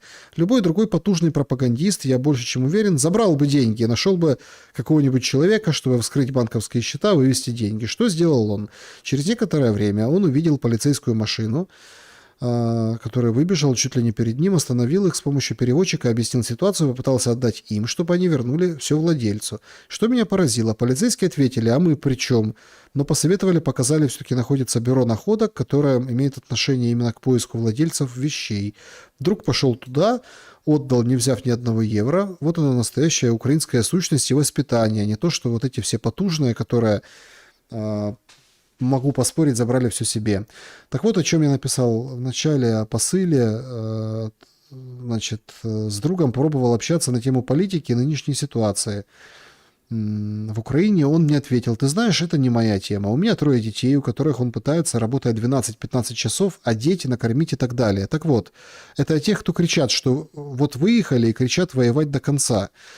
Так вот, те, кого отправили за границу и платят денежку, чтобы те, даже каждый за границей дискриминировали украинцев, которые просто хотят как-то прокормить семью. Поэтому еще небольшой вопрос. Может, в этом и проблема, что обычных работяг украинцев тупо загнали в такой момент, когда они просто заняты теми проблемами, которые государство навязало. И поэтому им некогда смотреть на эти коррупции, и все происходит в Украине, не выходят на митинги, им просто настолько накидало этих проблем на голову, что даже не могли подумать об этом. Спасибо за вашу работу. С уважением, Павел. Это к моменту, что вот выехали западенцы и кричат воевать до последнего. Павел, много есть украинцев порядочных, честных и настоящих, с воспитанием, которые думают не о том, чтобы кого-то обмануть, чтобы кого-то поиздеваться, которые потужничают, с кастрюлей на голове бегают, которые Понимаете, вот женщина, у которой было +1, она сказала, вот так вот как-то и живем самовнушением. Самовнушением люди и живут, потому что так легче. Многим так легче за границей верить в перемогу до последнего, что они надевать вот эти трезубцы, идти . Но большинству-то нет. Большинство действительно выживает, устраивается на работу, работает по 12-15 часов, ищет подработки, старается, поднимает. В своей стране ты хрен подымешь ребенка. В своей стране, на своей работе. Это нужно очень постараться, чтобы в Украине. А то еще за границей, не зная языка, вкалывая. Поэтому я с вами согласен, что нельзя мерить всех под одну гребенку. И вы понимаете, что это же бумеранг, как вот с русскими было. Все говорят, русских канцелить, вот они все такие-сякие. Значит, украинский телемарафон, все сплошь и рядом в российских, в кавычках, российских экспертах, да, хороших русских, а всех остальных русских надо хаять, понимаете, и отменять. Хотя там точно такие же русские, которые уехали, пытаются выжить, пытаются как-то в чужой стране. Давно люди живут по чужим странам, просто, россияне. Да? То есть это бумеранг возвращается. И поэтому всех украинцев меряют по вот этим оголтелым потужникам, которые на митингах, которые вот и все, до границ 91-го года. Их четко вскрыли, а им выгодно это. Потому что пока война, пока воюют, пока платят пособия, ничего страшного, скоро Европа тоже доберется. Но проблема в том, что выгонять будут назад воевать, подыхать в Украину, если до этого дойдет Европа с ее демократизмом, будут адекватных, нормальных пацанов, мужиков, которые работают, да, которые стараются, не сидят на пособиях. И только после них вот этих потужников, потому что орать будут до неба. И парадокс. Потужники думают, что они криками от ТЦК избавятся внутри страны. Но все встретятся, как говорится, в окопе, пока у власти Зеленский. Так, именинник сегодняшній, да. Так, Олександр, спасибо, да. Олександр коротко запитав, якщо 1 лютого пройде норм все, а воно, скоріше за все, пройде норм, третя зустріч буде вже рамочною угодою і відміною... военный стан... Нет, военное положение мобилизацию не отменят. Не-не-не-не-не. Оно все нормально пройдет. Но смотрите, нас уже к чему готовят. Нас готовят к тому, что переговорный трек запустили, и он себе идет. Может идти 1 марта, 1 апреля. Вот как-то так. Сейчас вообще Трамп выдал, это надо проверять эту цитату, о том, что он к осени хочет добиться перемирия. То есть у них абсолютно другой дедлайн. Они поехали, хорошо пообщались, покушали потом в дружеской атмосфере, как пишет Политико. Мы смотрим на эти переговоры, потому что уже вот здесь эта война. Люди обычные смотрят на эти переговоры, а они смотрят на это как на процесс. Вот как Зеленский. Зеленский сегодня в Литве поставил крест на этих переговорах, на усилиях Трампа. Он все четко сказал. Ничего не отдадим, все будет. Вопрос только, получится ли в очередной раз, как это выкрутить, или купить, или перехитрить, или что-то предложить другое в отношении России, что Россия может пойти и спустить все на тормоза и сказать, окей, будет так, так и так. А вы же видите, они очень рамочное, они все рамочное подписывают.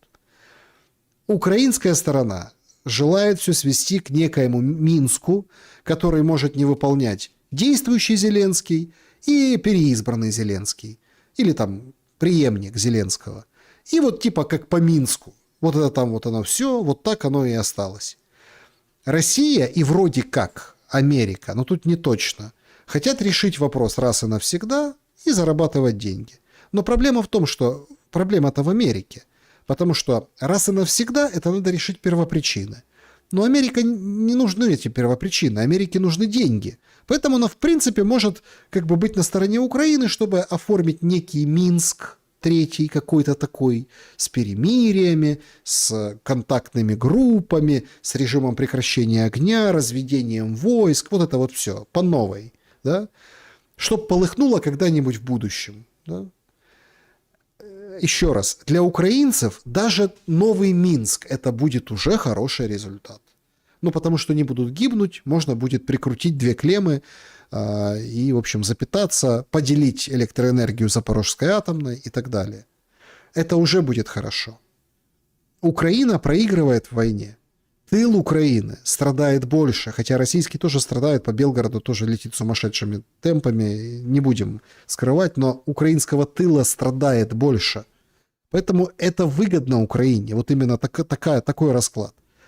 Вопрос только в том, сочтет ли Россия, что условный бизнес с американцами, с украинской газотранспортной системой, с Запорожской атомной, с дата-центром и криптомайнингом, с этими редкоземными материалами, да, те, которые там под контролем России, я имею в виду украинские территории, там будут добываться, что это все как бы предохранители от новой войны и проекта Украины как антироссия. Если решат, значит так тому и быть. А если нет, ну, скорее всего, нет. И будет продолжение войны, и будет продолжение вот этого ужаса. Однако долго, вот я не понимаю, я на осень вообще не рассчитываю. Я рассчитываю на весну, как и вы. Все резко изменит война с Ираном. Может быть. Но мне кажется, до нее не дойдут. Не дойдут. Мне кажется, опять погоняют этот свой фрегат, своего Абрахама Линкольна, эту железяку, и не дойдут. Может, отбомбятся даже, но вот это и ответ получат. Но полномасштабно не будет войны. Шатнули же переворотом, не получилось. Если они отбомбятся, ну, Иран ответит своими ракетами. По базам, по Израилю, например. Но поменяет все сухопутная операция какая-нибудь. Да? Соберут всех на свете, как это любят американцы, но до Трампа, да, до этого второго срока Трампа, соберут коалицию всех на свете и погонят. Ну, Трамп скажет, а что вы, НАТО, давайте, ну, как в Ираке, давайте вот это, всех соберем и погнали. Но это будет проигрышный вариант. Трамп вообще не про это. Трамп про деньги. Трамп не про военную силу. Он даже вот с Венесуэлой не смог ничего сделать в плане там, ну, конечно, дискобомбер этот... Ну, мы же верим, конечно, верим дискобомберу. Заявление Зели про невыдачу остального Донбасса адресовано к Путину или к своему электорату. Ему ведь, если придется это делать, нужно будет вкупе с чем-то, как частичную победу. Конечно, своим он своим заявил. Конечно, он этим литовцам заявил. Конечно, он это все своим. Ему это все зашьют, это все спрячут. Вопрос только под что? Вы заметили, что про территории никто ничего не говорит? Непонятно. Вот сегодня Зеленский только прояснил, говорит, нет, ничего не отдадим. Ну, не отдадим, но... А как не отдадим? Де юре, де факто. Тут же тоже большие вопросы. Я думаю, что его нагнут. Да, Путин хочет прочный мир, да. Трамп... В России нет будущего, как СССР. Посмотрим. День рождения Высоцкого. Да, день рождения Высоцкого. Зачем туда полез помыть крышу? Рекорд установил. Я по поводу этого скалолаза. Рекорд установил. Как зачем? Вы что? Скалолаз без страховки. Вообще нельзя повторять такое. Ужас. Так, спасибо большое, Владимир, за поддержку. Спасибо за то, что в суперчате суперстикеры ставите. Диско-дансер. Это да. Много оружия на руках, демократы соврут. Мир перед выборы в Конгресс или в 28-м под выборы президента США, чтобы обнулить потуги Трампа. Возможно, сорвут демократы, но мне кажется, там демократов есть чем заниматься, и они этим активно занимаются. У них там вообще своя проблема. Вот этот есть Ньюсом, который... Флорида, по-моему, да, или где он? Ой, Каролина, Флорида, сейчас время позднее. В общем, Ньюсом, его считают следующим, да, на 28-й год, демократом. И он свою Флориду говорит, Америка же вышла из Всемирной организации здравоохранения. И она должна осталась. То есть Трамп говорит, кому должен, всем прощаю. Вы вообще какие-то нехорошие люди. Из-за вас ковид, у вас там с Урсулой, с Биллом Гейтсом мутки. Вообще у вас какие-то... И платить мы вам не будем. В общем, и даже должен остался и вышел. А этот Ньюсом говорит, слойте, подождите, как это с США вышли? А вот мой конкретный штат пойдет туда. То есть уже начинаю... Это сепаратизм. Ну, то есть в прямом смысле. То есть конкретный... Это прецедент, что конкретный штат будет, например, в организации здравоохранения, а все США оттуда как бы вышли. Это конфликт серьезнейший. И там на этой почве очень серьезно будут шатать Америку в купе с мигрантским вопросом. Ну, это то, с чего мы начинали сегодняшний шум. Так, Хамини по поводу рейтинга, Мадуро рейтинги, им все равно на рейтинги, посмотрите. Вопрос в системе и управлении, если стойкая система, тут написали недавно в прессе западной, что Хамини четко сказал, делайте, что хотите, митинги подавить. Они что хотели, сделали, митинги подавили. США опять гоняют свои авианосцы. Гренландия шумит. О, это прекрасно. Да, друзья, всем большое спасибо. 2:45 мы в эфире сегодня были. Отлично пошумели. Еще раз всех Татьян с Татьяниным днем. Еще раз всех студентов, которые помнят, что Татьянин день – это день студента, а не какие-то другие числа. Которые были студентами в то время, когда отмечали 25 числа. Я все-таки верю в хорошее. Все-таки надо верить в хорошее. Хоть нам Зеленский своими заявлениями, хоть нам и реальность со своими подснежниками из ЖЭКа и холодом, морозом и ужасом, которые претерпевают киевляне, харьковчане, днепряне, в общем, одесситы, все-все-все. В Одессе вместо Пушкина петицию написали. Давайте памятник Птушкину поставим. Он патриот, путешественник. Я понимаю, что, конечно, юмор из Одессы не выкурить, но давайте все-таки с юмором относиться к происходящему, но стараться делать его таким светлым. В эти темные времена очень нужен светлый взгляд на вещи. И он нас обязательно приблизит к какому-то выходу. Не бывает так, чтобы не было безвыходных ситуаций. Не бывает так, чтобы так долго обманывали и так долго, хоть кол на голове тиши, вот так себя вели. Сколько веревочки не виться, все равно конец будет. Посмотрим на веревочку Абу-Даби, но мне кажется, все решится внутри Украины. Все-таки внутри Украины.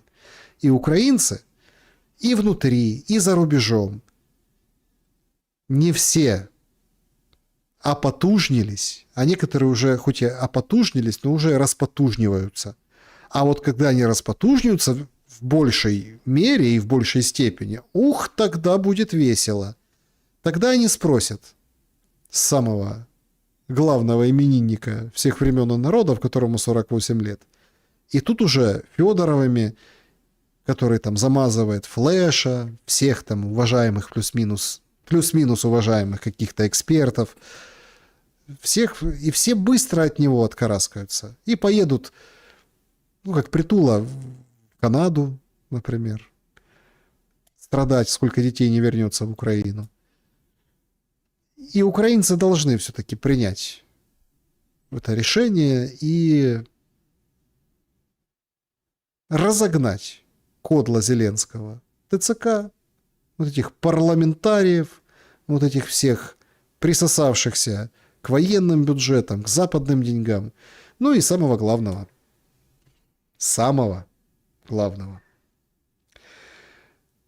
Потушника 48-летнего. Всем добра и света!